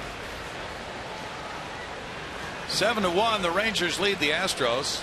Jason Castro doubled to left in the second inning. Curveball, strike one from Wandy Rodriguez, who has set down 7 in a row. Trying for his first win as a Ranger. Wandy was consistently in double figures for the Astros 4 years in a row from 09 through 2012. Did the stuff look about like this, or was it he had a little more velocity? He had maybe a mile or 2 per hour more on the fastball. But the curveball was always a really important pitch for him. Did he work this quickly as he's worked this evening? No, he didn't. Because I like what I see. I mean, he goes right after it. Looks like he commands what he has, and what he has is a bit limited. Do you think the quicker working is a part of the Mike Maddox influence? If it is, I would applaud Mike. I think it's a good thing for pitchers. I think it's good for the guys behind the pitchers and for everybody watching.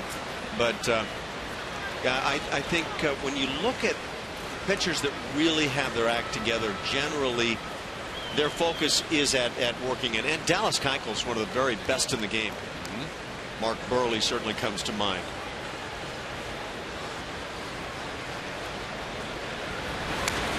Foul back. Wandy had the 9th best ERA in 09 in the National League, 3.02. He was 14-12 that year, worked 205 innings. The next year he came back with an 11-12 record, then 11-11, then 12-13. So pretty consistent, right around 500, and a staff leader who would pitch more than 190 innings, 200 innings on a couple of occasions. The Astros found him to be very useful until it was time to get to be a younger club. He's now 36. Of course, the Rangers have been hit really hard with injuries, have a whole rotation on the disabled list. Yu Darvish, Derek Holland, Matt Harrison, Martin Perez, all hurt. Harrison could be back in a few weeks. 2 balls, 2 strikes. White Sox lead the Tigers 5-2 in Chicago. They're in the bottom of the 5th inning. White Sox off to that rugged 8-14 start. They have Jeff Samardzija on the mound. Shane Green started for Detroit, gave up 5 earned runs in 2 2/3. Ground ball goes foul. Alex Avila hit his 2nd home run of the year for Detroit, and evidently it was flipped into the stands by left fielder Melky Cabrera of the White Sox, out of his glove and into home run land.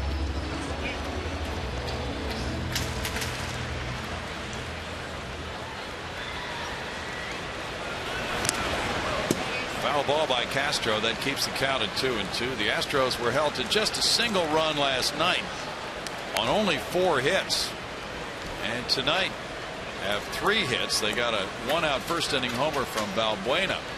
This will be the 10th pitch coming to Castro, so hoping to avoid going into a slump after averaging 7.6 runs per game during their 10-game win streak.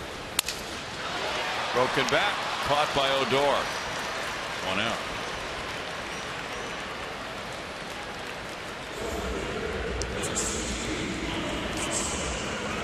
Robbie Grossman drew a walk in the 2nd inning. That loaded the bases, but then Jose Altuve grounded back to Wandy Rodriguez. Time the Astros trailed 4-1. Beltre creeps in a little bit at third base. Grossman grounds it by him. Backhanded in the hole by Andrews. 2 outs.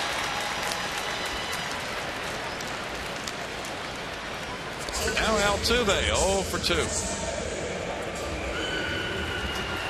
Kansas City 4, Cleveland 2. They're at the top of the 7th at KC. The determined Royals only a half game behind Detroit. The AL Central picture. The Royals have players serving suspensions now.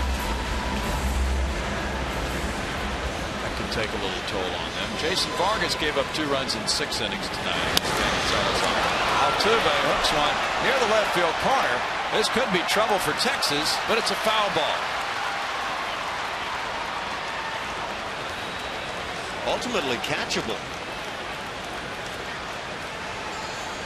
Guerrero went over into that corner. Disappeared from view for us. Kevin Mitchell would have made that play. With his bare hand? Yeah. You remember the play. Oh, yes. That was one of the all-time favorite highlights. Altuve was way out in front on this ball. Just reaching out, kind of what he does, putting the barrel on it with very little force going at that point. That shows you how much the ball carries down that line. Wandy missed. 1 ball, 1 strike. That's a good peek at Carlos Corcoran and how nicely he receives. And you know, they talk about framing these days. I would put his framing game up with anybody.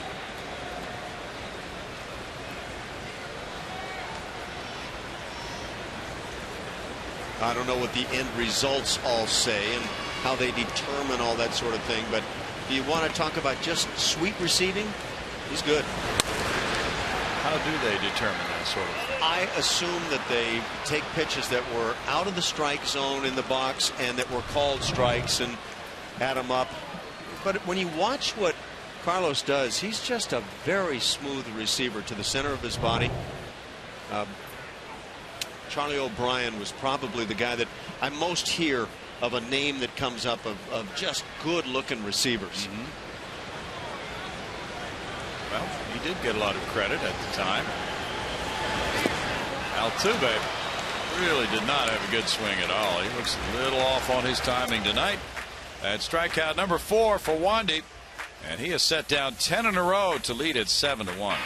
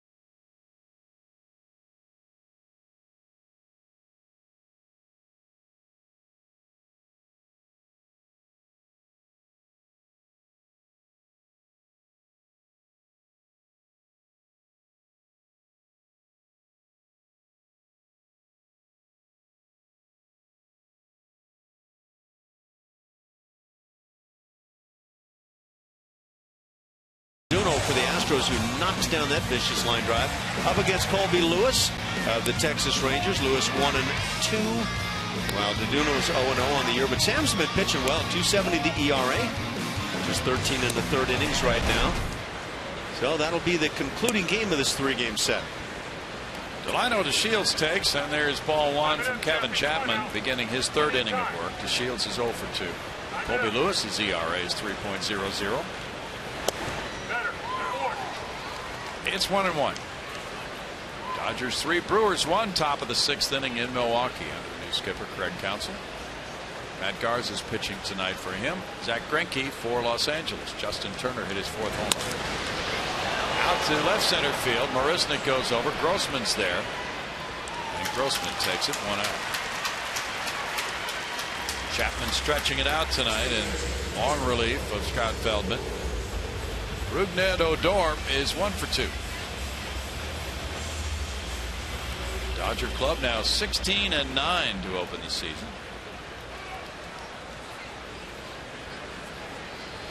Odor singled in the 4th inning.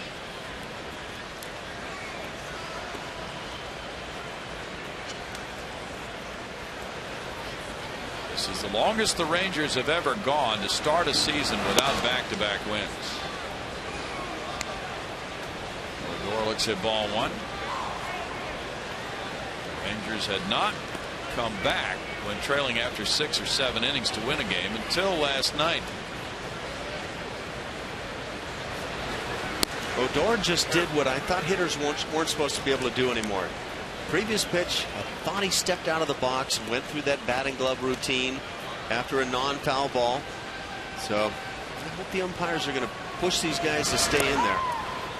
Swings and misses at it. Well, we were hearing as the count goes to 1-2 tonight. A.J. Hinch got the question in his media session about the pace of play rules.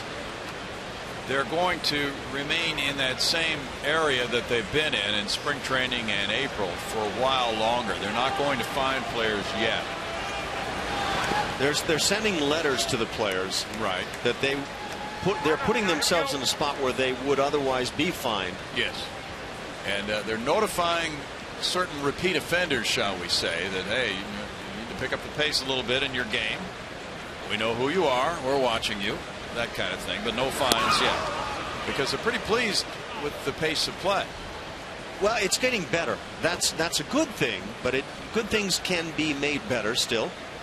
And you'll get a chance to grill Rob Manfred on that tomorrow. So will you. I just might take advantage of it. That's going to be fun to hear from him. He's going to be speaking with both of these clubs before the game tomorrow night. He's kind of making the rounds and introducing himself around the big leagues. Well, he was very complimentary on a morning TV show about the Astros.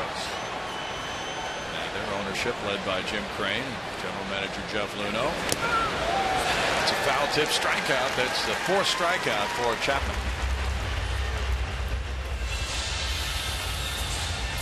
That's an intriguing night for Kevin Chapman. A chance to get out there and actually throw some pitches, more than just getting a left-hand hitter out or pitching 1 inning. And generally speaking, succeeding here. Shin-Soo Choo is 1 for 3. He opened the game with a double in that 4-run Texas first. 2 scoring on a double by Fielder, 2 on a homer by Peguero.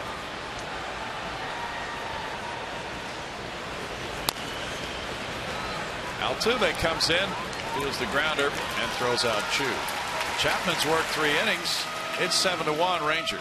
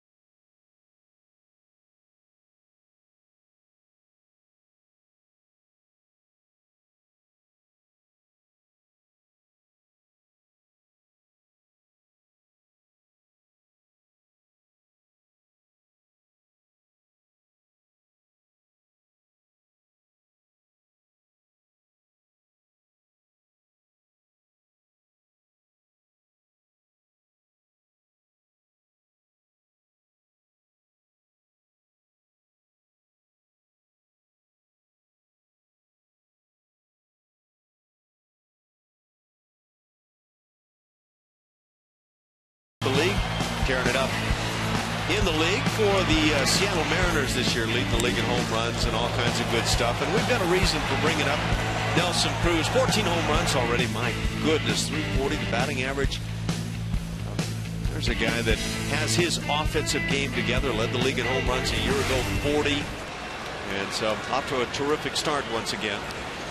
Valbuena homered in the first inning, struck out in the third, 7-1. Wandy Rodriguez with the lead, throwing ball 1. Wandy's retired 10 in a row. What a start for Cruz. Unfortunately for the Mariners, Bobby Cano is not in lockstep with him. So their offense has been sputtering out of the gate. And they're 11-15, even though they did win last night. Yeah, I wondered how Cruz would do after the big 40-homer year for Baltimore last year in that great hitter's park. Not fielded by Wandy, but Andrus is behind him and throwing to first to get Valbuena. So here's why we mentioned Nelson Cruz. George Springer. We know he's got some great tools. How does he compare with what Nelson Cruz looked like when he first came to the big leagues? Over the first 461 plate appearances for each guy, those are the numbers. Batting average is similar. Home runs, Springer has the lead in that regard. And you can see OPS as well, RBIs. Strikeouts, Springer is the larger strikeout guy. Can George turn his game into what Nelson Cruz is now doing? Time is the teller of that tale, but the talent is certainly there. Strike 1 to Springer. Springer 0 for 2 tonight. He has more tools. Certainly defensively, vastly superior to Cruz. Much better runner. So he can steal bases. That's not part of Cruz's game. Will he hit that many homers? Who knows? No balls, 2 strikes. Yeah, George has the clear edge in certain categories. But with the bat in the hand, that's what everybody's waiting for with Springer. And it's about controlling that bat. 1 ball, 2 strikes. Athletics 2, Twins nothing. They're in the bottom of the 7th at Minnesota. Behind Jesse Chavez. In tight. Springer has a 2-2 count now. Wandy Rodriguez cruising along with 11 straight outs. Starting with that bases loaded out on Altuve to end the second. Bounces that one, and it's 3-2 with Gaddis on deck. Well, the Twins, even though they're trailing tonight at home, have really gotten healthy. They're 14-12. They were not expected to be very good this year by a lot of people anyway. Paul Molitor doing a nice job. Yes. There have been some surprise teams out of the gate. Springer's down on strikes. That's number 5 for Rodriguez. I'm a little baffled at the strikeouts. Wandy is not overpowering, and he's got crafty breaking stuff. I don't want to take anything away from him, but to throw a fastball by at 88 miles an hour by George Springer just doesn't seem feasible to me. Wandy's always had a bit of a mystique about him that way. Evan Gaddis, who's strike 1. He's 0 for 2.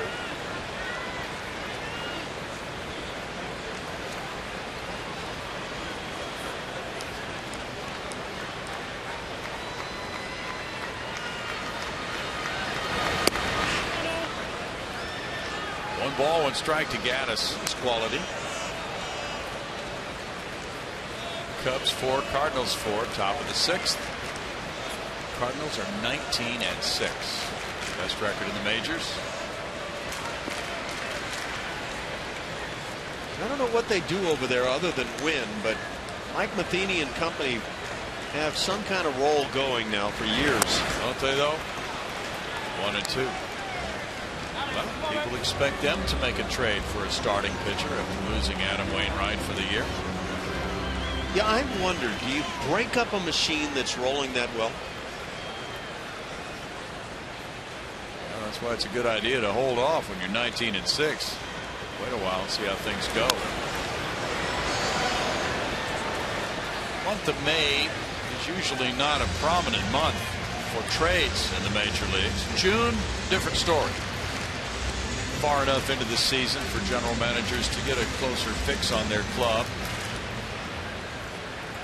Not that there's anything magical about that June 1st date, but it just seems that it's far enough into the season that some things might be fixed by then by making deals, in the opinions of the GMs.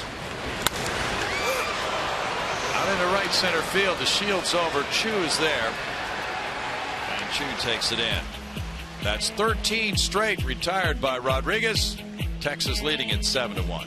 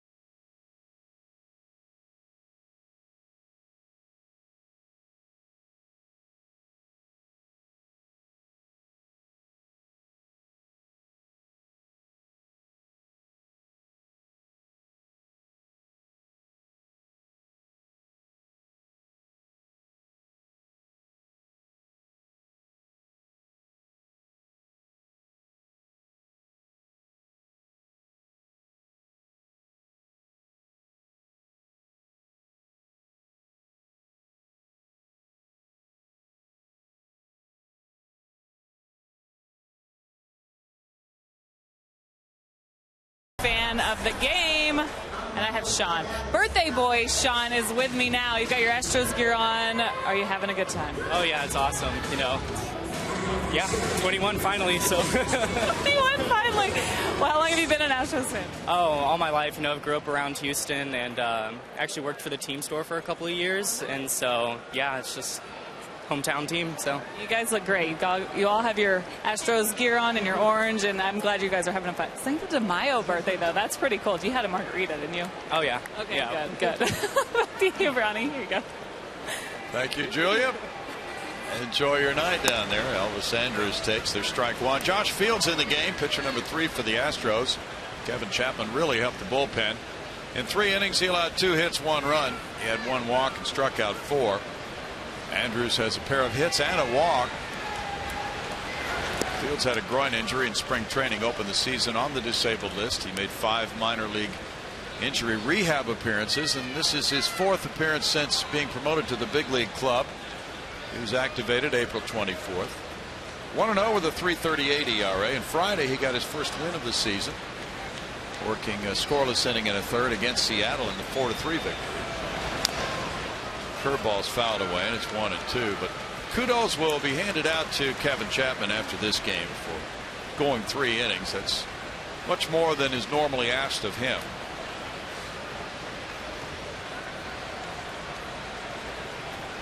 That'll help the bullpen stay in line for tomorrow night's game.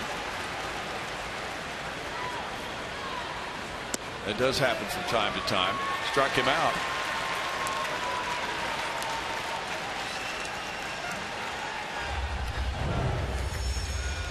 We always talk about the fastball from Josh Fields, and he's got a gem of a heater, but that over-the-top curveball combined with the fastball, and then a changeup that he's worked with and showed signs with last year. Boy, it can make him as tough as anybody. He does have a starting pitcher's stuff. Prince Fielder with a 2-run double is 1 for 3. A big night for Bartolo Colon of the Mets. He beat Baltimore 3-2. He's now 5-1. Bounced over the mound. Marwin Gonzalez comes in, throws to first. Good play on the run. 2 outs. Made this look so routine.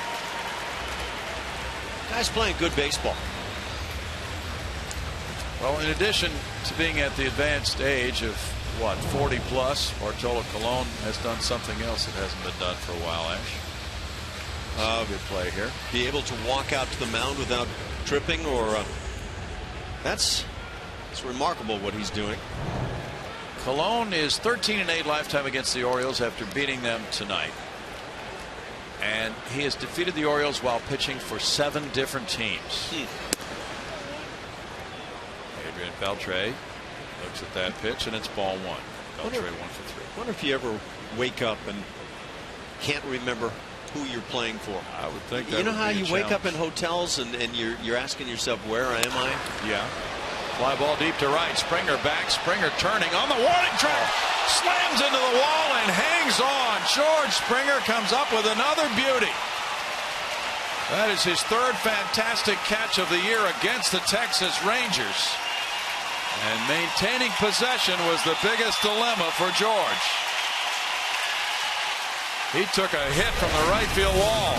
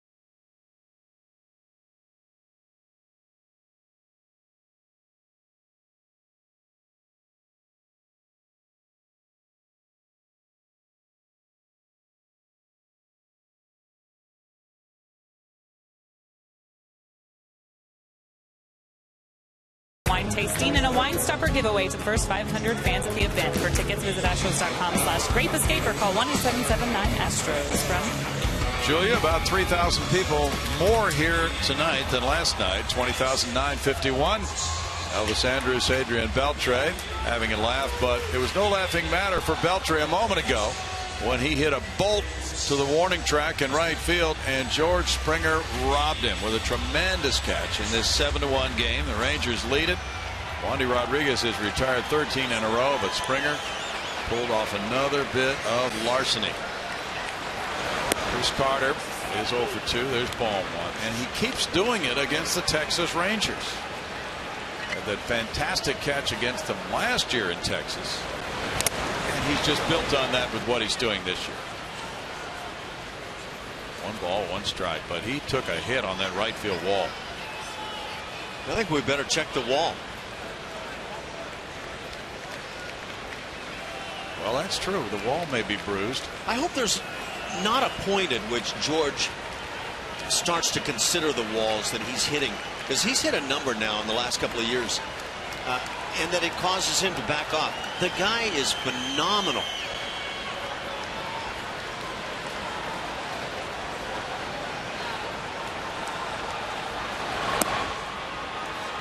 Very physical player who can withstand a big hit, and we just saw it again.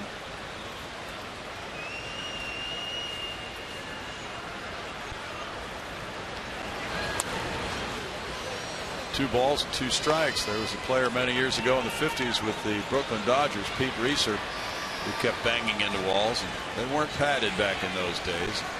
His career certainly was shortened by all those collisions. Padding or no padding on that Springer catch, that's got to be felt. Carter's down on strikes, and that's number 6. Time now for the AT&T Rewind, and why leave a good thing? George Springer, earlier this year, game saver, a would-be Grand Slam walk-off winner for the Rangers. And then last night, how about this play? Some kind of gem. Well, okay. Then this one, which is the best of the bunch. This one might have required the most courage because he knew he was coming up on that wall, or certainly should have. That is a great play and a great grouping of plays. And those may not be the best of his career already. Marwin Gonzalez, we have the StatCast on the catch last night in foul territory to give you more information on it. Marwin singled in the second. He's 1 for 2. That's 14 in a row set down by Rodriguez against his former mates.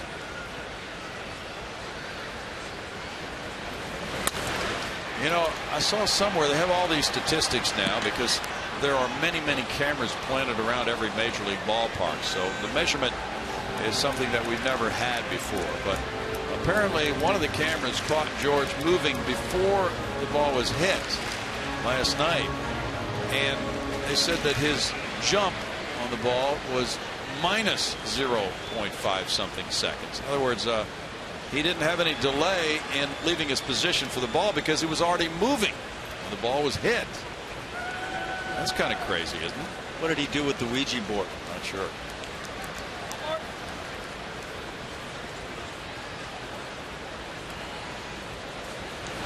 Well, I will say, having played from behind the plate and seeing guys, it's number one why infielders want to know what the pitch is going to be and where it's intended to be located, because they'll get jumps leaning in certain directions, and an outfielder can see where a pitch, like a breaking ball or whatever, away on a guy. They may, with a right-hand hitter in this case, may start making that move in that direction. So I think George is reading plays and reading them well. There's the StatCast on that catch last night. Okay, so there it goes. You can see the pitch from Keuchel away. That is just fearless. Fearless. 98 feet and almost 20 miles per hour at top speed with the ground efficiency of about 98%. He would not be ticketed in a school zone and yet still making that kind of play. Marisnik grounds to Beltre at third. It goes quickly in the 7th inning. That's 16 straight Astros retired by Wandy Rodriguez. 7-1 Texas.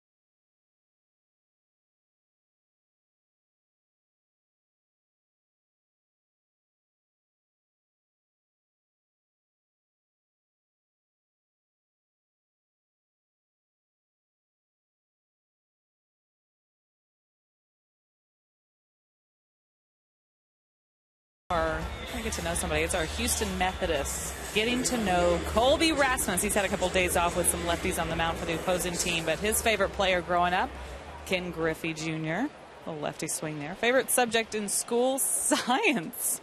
And his favorite restaurant is Olive Garden.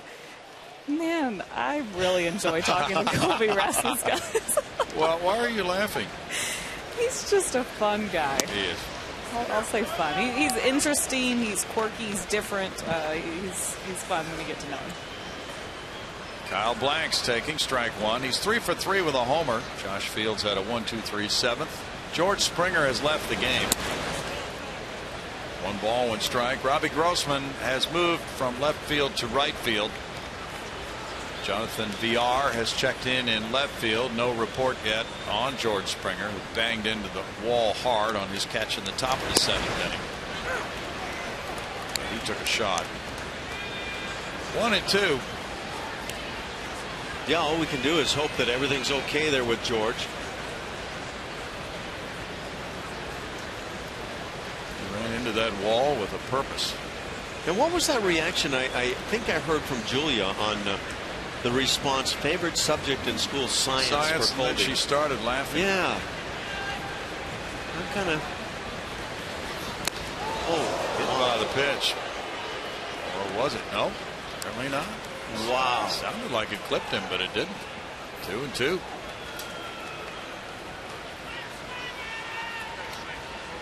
Now the thoughts that had to be going through that mind. Oh, ooh. Over the hands and under the chin. Boy. Grandma's house can only be next. Ugh. Take some freshly baked cookies if you're going. 3 balls, 2 strikes.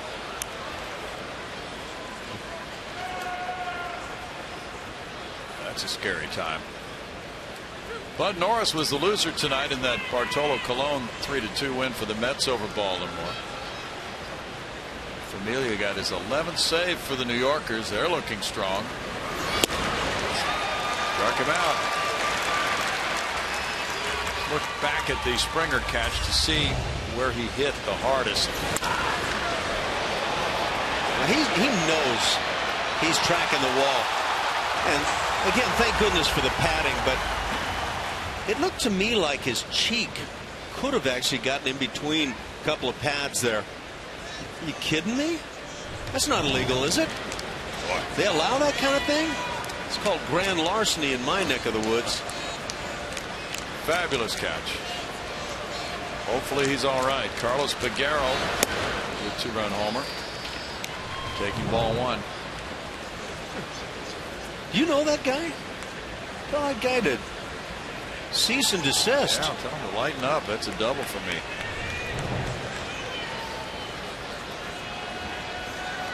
That's in a 7-1 game in the 7th inning. Foul back, and it's a 1 ball, 1 strike count. The outfield play has been absolutely spectacular for the Astros this year. Yeah, and we've gotten the assist tonight from Marisnick. These guys are making appearances nightly on the highlights. You know, Marisnick, of course, center fielder, throws very well, and of course George, we know, throws well in right. I'm coming up blank in terms of who can in the major leagues play right field at the level of George Springer. Trying to find an answer for you. There is no apparent candidate. No, I don't think so. In fact, if you took some of the great right fielders of the past and you said, did they compile the number of catches, spectacular catches that Springer has now in the last 2 seasons? He's really only played 1 full year in the major leagues right now. Right. But the number of great catches in center and right, I'm not sure that I can come up with anybody. Now, let's think about that for a while. Clemente was certainly a tremendous right fielder.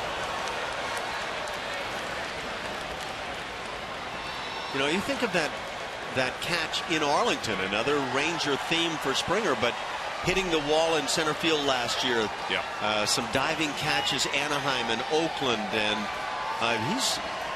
he's already got a highlight reel that doesn't need any more additions. Tremendous range in right. He's a center fielder playing right. Yep.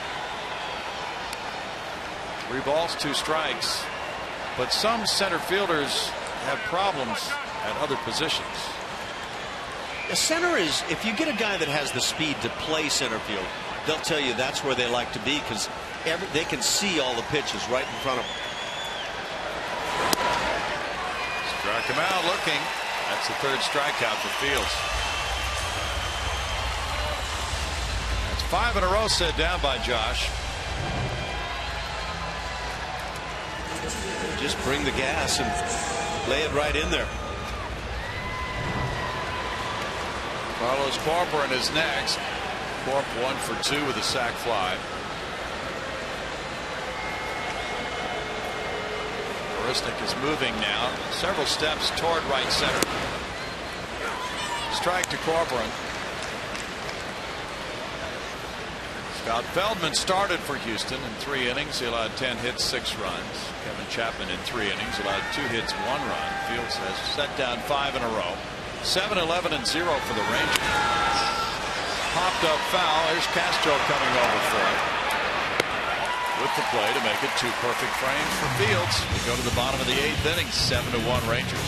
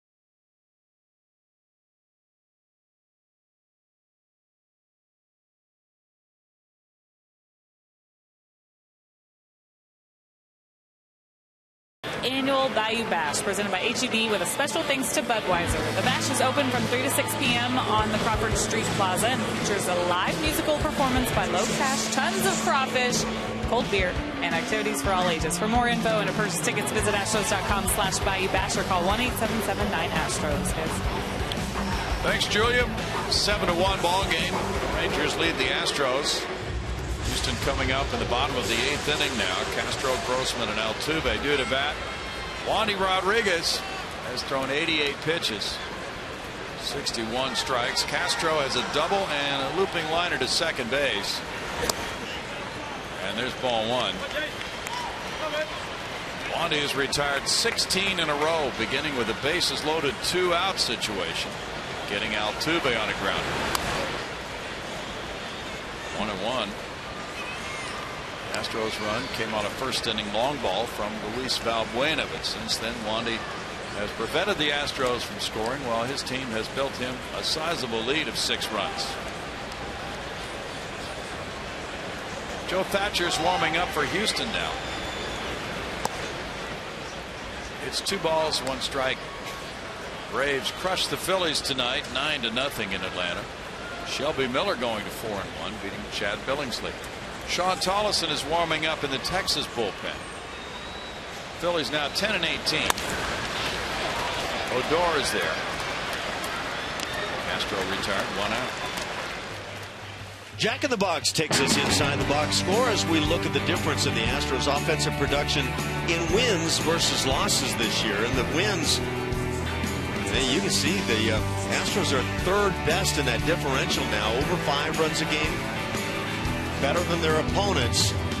But then on the losing side, when they've lost ball games, they've scored only 10 runs in their 8 previous losses.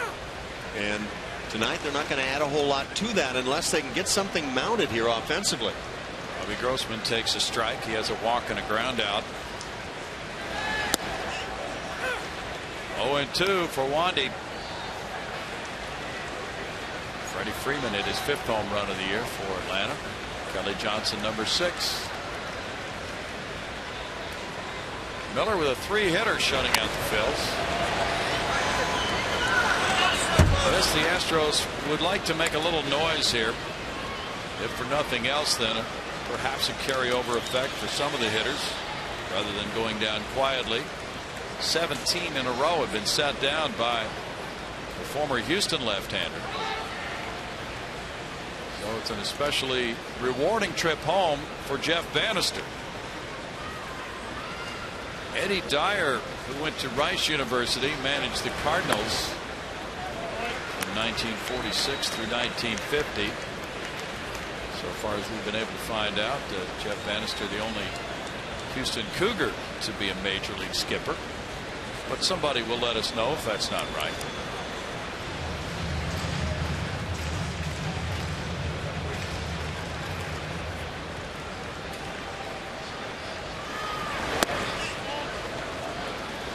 Two balls, 2 strikes. Jeff said he was about as nervous as for opening day, contemplating last night's game, his first game back in the city where he went to high school and college. Foul ball, still 2-2 for Robbie Grossman. Doesn't strike me as a nervous guy, but no, very good guy.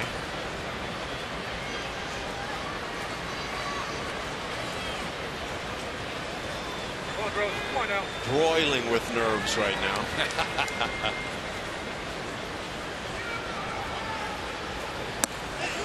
That's strike 3 and 8 punch outs for Wandy Rodriguez.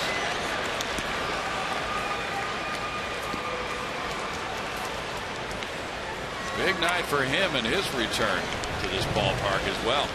Let's see what that last hitter to Robbie looks like. See the nice receiving of Carlos Gobran, and you got some of the baseball touching the strike zone.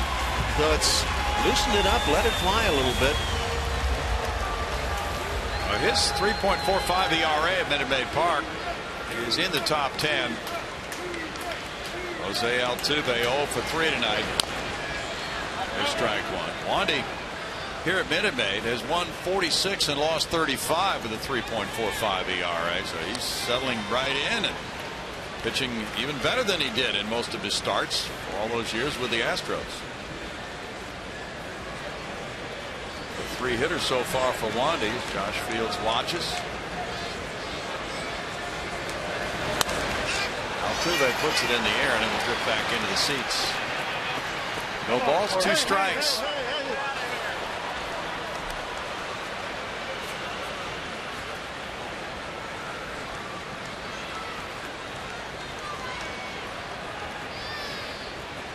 Reds got back to 500, beating the Pirates 7-1, so they're 13 and 13.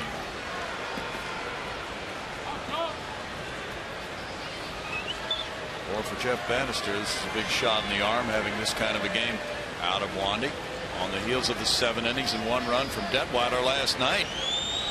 His back-to-back lefties in the rotation. 1-2 to Altuve. Yeah, that was such a key for Texas last night. Detweiler being able to match Keuchel, who pitched very well.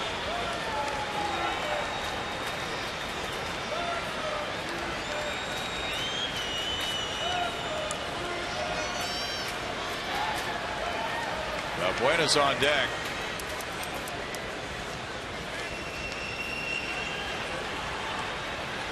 Tomorrow night, Dollar Hot Dogs. Finale of the homestand at 7:10. Colby Lewis and Samuel Deduno.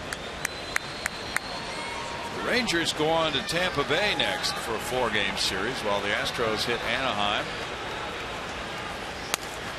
Fly ball right field. Chew over and back a little bit. And that is now 19 in a row set down by Rodriguez. We move to the 9th inning. 7-1 Texas.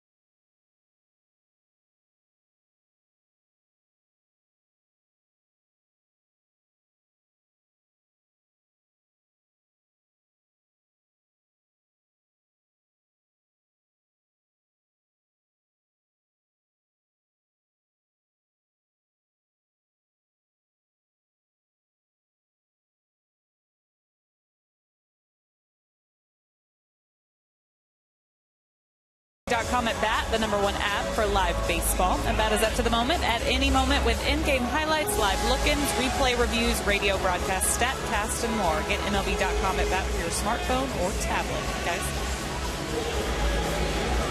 Crowd here watching as the 9th inning unfolds in front of them, and a youngster happy to be here.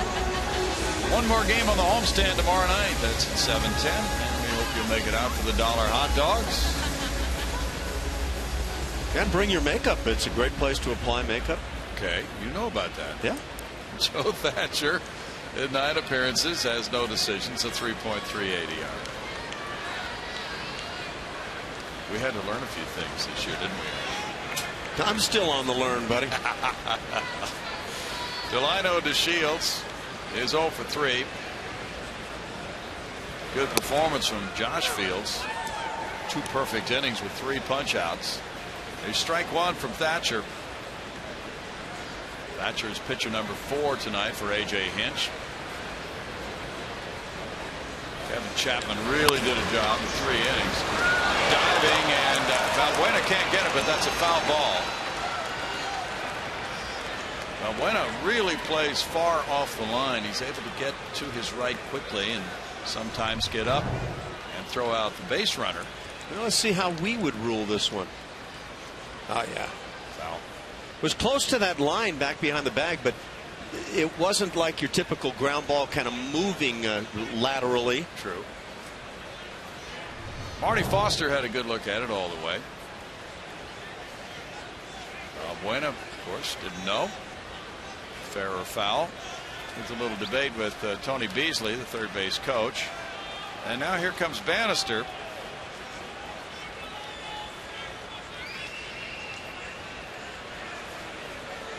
Home plate umpire Mike Machlinski is talking with Bannister.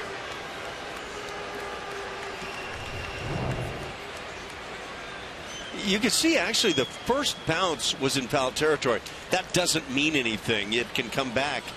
But it looked like it started foul and then just stayed straight down that line. That's the way it looked. You're right. It was Marty Foster's call. No balls, 2 strikes. And you might say, well, why wouldn't it be Marty Foster's call? He's the third base umpire. Well, the home plate umpire makes the call up to the bag. But that was past the bag. Struck him out. You mean the home plate umpire makes those calls up each line to the bag when they're battling with the catcher to try to find any sight line whatsoever, and eventually have to make some coin flip judgmental call? Okay, you're right. That's always intrigued me. That needs to be changed. You're right. That's a big responsibility, isn't it? The responsibility for the catcher to get out of the way a lot of times. I know that. Rougned Odor is 1 for 3. And this ball 1 from Thatcher. The Astros will have Valbuena, Jonathan Villar now in the number 3 spot, and Gaddis due up in the bottom of the 9th. There's some bullpen action for Texas. It's 2 balls, no strikes. We don't have any kind of a report on George Springer, who came out of the game after crashing into the right field wall in the top of the 7th inning.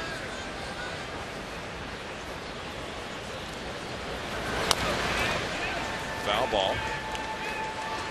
That makes it 2-1 with Sean Tollison working in the bullpen for Texas. Thatcher worked Saturday night, 1 scoreless inning against Seattle in the 11-4 win.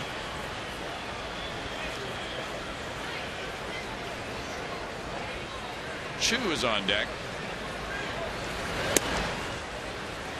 It's 3 balls, 1 strike. It's Tollison with the big 7-1 lead. Wandy Rodriguez offering a 3-hitter through 8. His low hit game is a 2-hitter. He's done that a couple of times.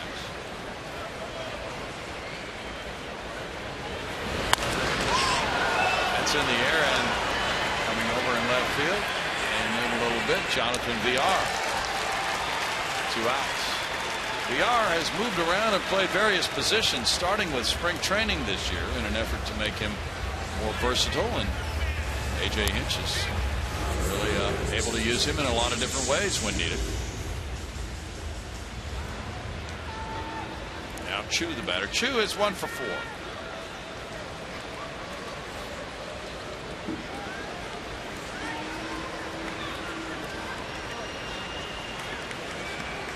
Infield has shifted around on Chu.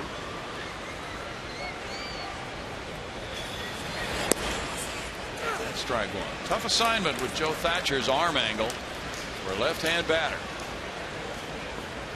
Trying to hit a pitch coming from that arm angle. Yeah, this is not a party.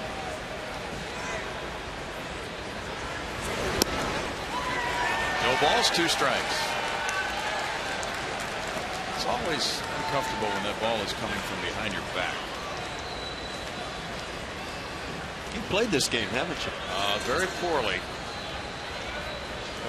Anybody who's ever tried has played it poorly. If I were hitting against this guy, left-handed hitter, the batter's box would not be holding me, I'll tell you that. Struck him out.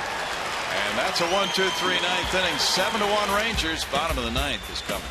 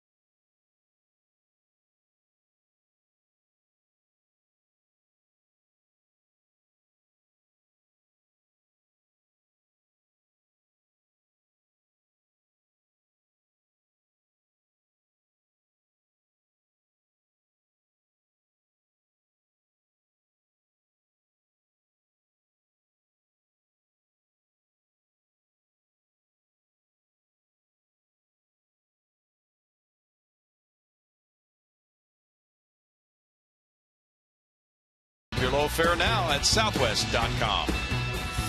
And by Geico, 15 minutes could save you 15% or more on car insurance. Visit us at geico.com or call 1-800-947-AUTO. Wandy Rodriguez has been taken out of the game after retiring the last 19 batters he faced. 8 innings of 3-hit, 1-run baseball for Wandy. 1 walk, 8 strikeouts, and he gives way to Sean Tollison. Tollison 1-0 on the year. He's already worked 10 innings. He's the typical setup guy with 3 holds. ERA not reflective of a lot of success, 5.40. Tollison's assignment, get the final 3 outs. Valbuena the first man to face him. He homered in the first. He's 1 for 3. VR and Gaddis to follow here in the Astros 9th against the 27-year-old right-hander, who deals strike 1. Tollison's faced the Astros 3 times this season and has not given up a run in any of those. He's from Dallas and he went to Baylor.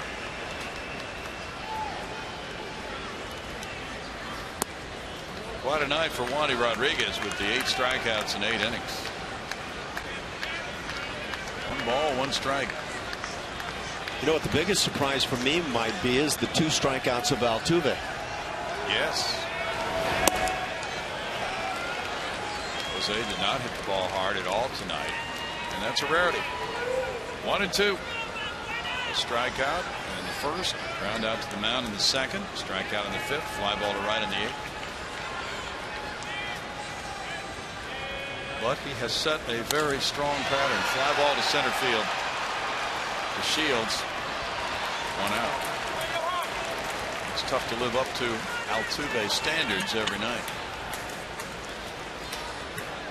Now it's VR batting, coming up for the first time. He's had 25 at-bats and a 160 average. No homers or runs batted in for the switch hitter. He is 3 for 11 as a left-hand batter. Gaddis on deck. The Mets took Logan Barrett back. He had been taken in the Rule 5 draft by Texas, and Rangers designated him for assignment. He's been welcomed back into the Mets fold now. There's strike one on VR.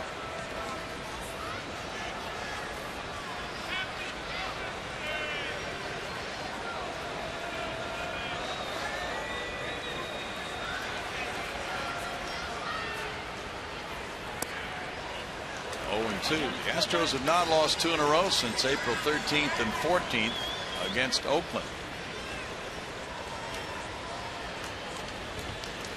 Rangers have not won 2 in a row all season, and they haven't won a series.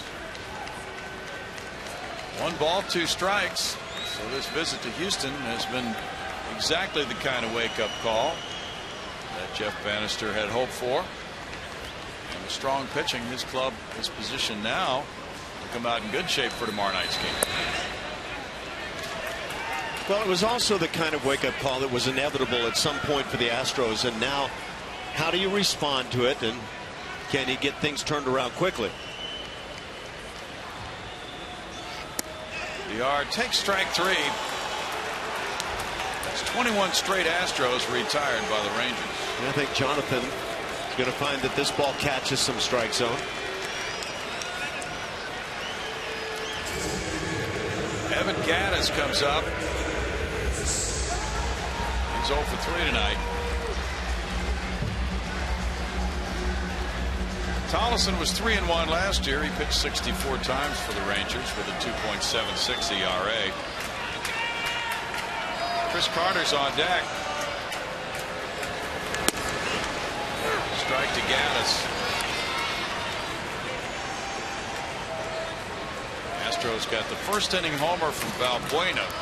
Second inning, a single from Gonzalez, a double from Castro. That's been it for them. After the walk to Grossman to load the bases in the second, Rodriguez began the string, which reached 19 straight retired, and 2 more here by Tollison in the 9th.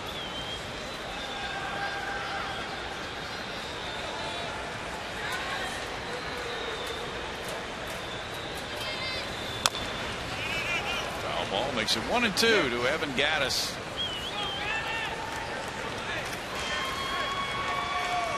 The Rangers, if they win this one, will take the lead in the season series from the Astros 3 games to 2.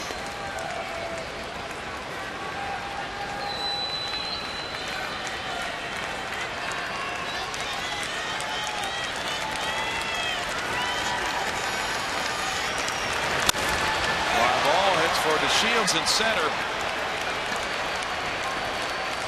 Rangers win it by setting down the final 22 Astros in this game. A combined 3-hitter by Rodriguez and Tollison. Final score, Texas 7, Houston 1.